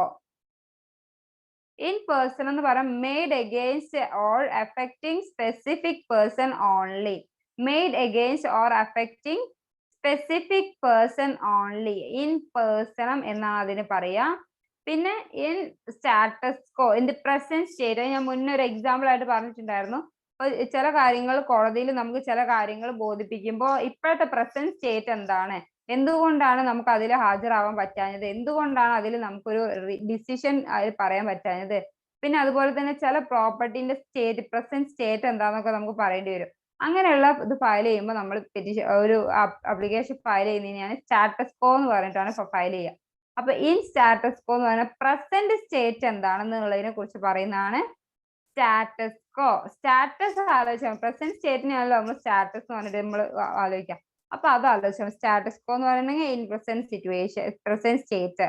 ഇന്റർ വയേഴ്സ് എന്ന് പറയുമ്പോൾ within the powers, Inter powers എന്ന് പറയുമ്പോൾ വിത്തിൻ ദ പവേഴ്സ്. ഇന്റർ പവേഴ്സിനെ കുറിച്ച് ആലോചിക്കുമ്പോൾ നമ്മളൊരു കാര്യം ആലോചിക്കണം, അൾട്രാ വയേഴ്സ് എന്ന് പറഞ്ഞ വേർഡ് പറയും. അൾട്രാ വയേഴ്സ് എന്ന് പറയുമ്പോൾ ബിയോണ്ട് ദ പവേഴ്സ് ആണ്. ഇൻട്രാ വയേഴ്സ് എന്ന് പറയുമ്പോൾ വിത്തിൻ, ആ ഒരു നമ്മളെ അധികാര പരിധിക്ക് ഉള്ളിൽ നിന്നുകൊണ്ട് കാര്യങ്ങൾ ചെയ്യുന്നതിനാണ് ഇൻട്രാ വയേഴ്സ് എന്ന് പറയുക. ബിയോണ്ട് ദ പവർ നമ്മൾ ഒരു ആക്ട് ചെയ്യുകയാണെങ്കിൽ അല്ലെങ്കിൽ ഒരു കാര്യം നമ്മൾ ചെയ്യുകയാണെങ്കിൽ അത് വയലേഷൻ ഓഫ് ദ ലോ ആയിരിക്കും. നമുക്ക് നിയമത്തിന്റെ പരിധിക്കുള്ളിൽ നിന്ന് വേണം എന്തൊരു ആക്ടും കമ്മിറ്റ് ചെയ്യാൻ, എന്തൊരു പവറും യൂസ് ചെയ്യാൻ. അപ്പൊ അൾട്രാവയേഴ്സ് എന്ന് പറയുമ്പോൾ എപ്പോഴും ശ്രദ്ധിക്കുക, അൾട്രാവയേഴ്സ് എന്ന് പറഞ്ഞാൽ beyond the power, beyond the power എന്ന് പറയാം, വിത്തൗട്ട് ദ പവേഴ്സ് എന്നൊക്കെ പറയാം. നമ്മൾ അധികാര പരിധിക്ക് മുകളിൽ നിന്നുകൊണ്ട് കാര്യങ്ങൾ ചെയ്യുന്നതിനെയാണ് അങ്ങനെ പറയുന്നത്. ഓക്കെ.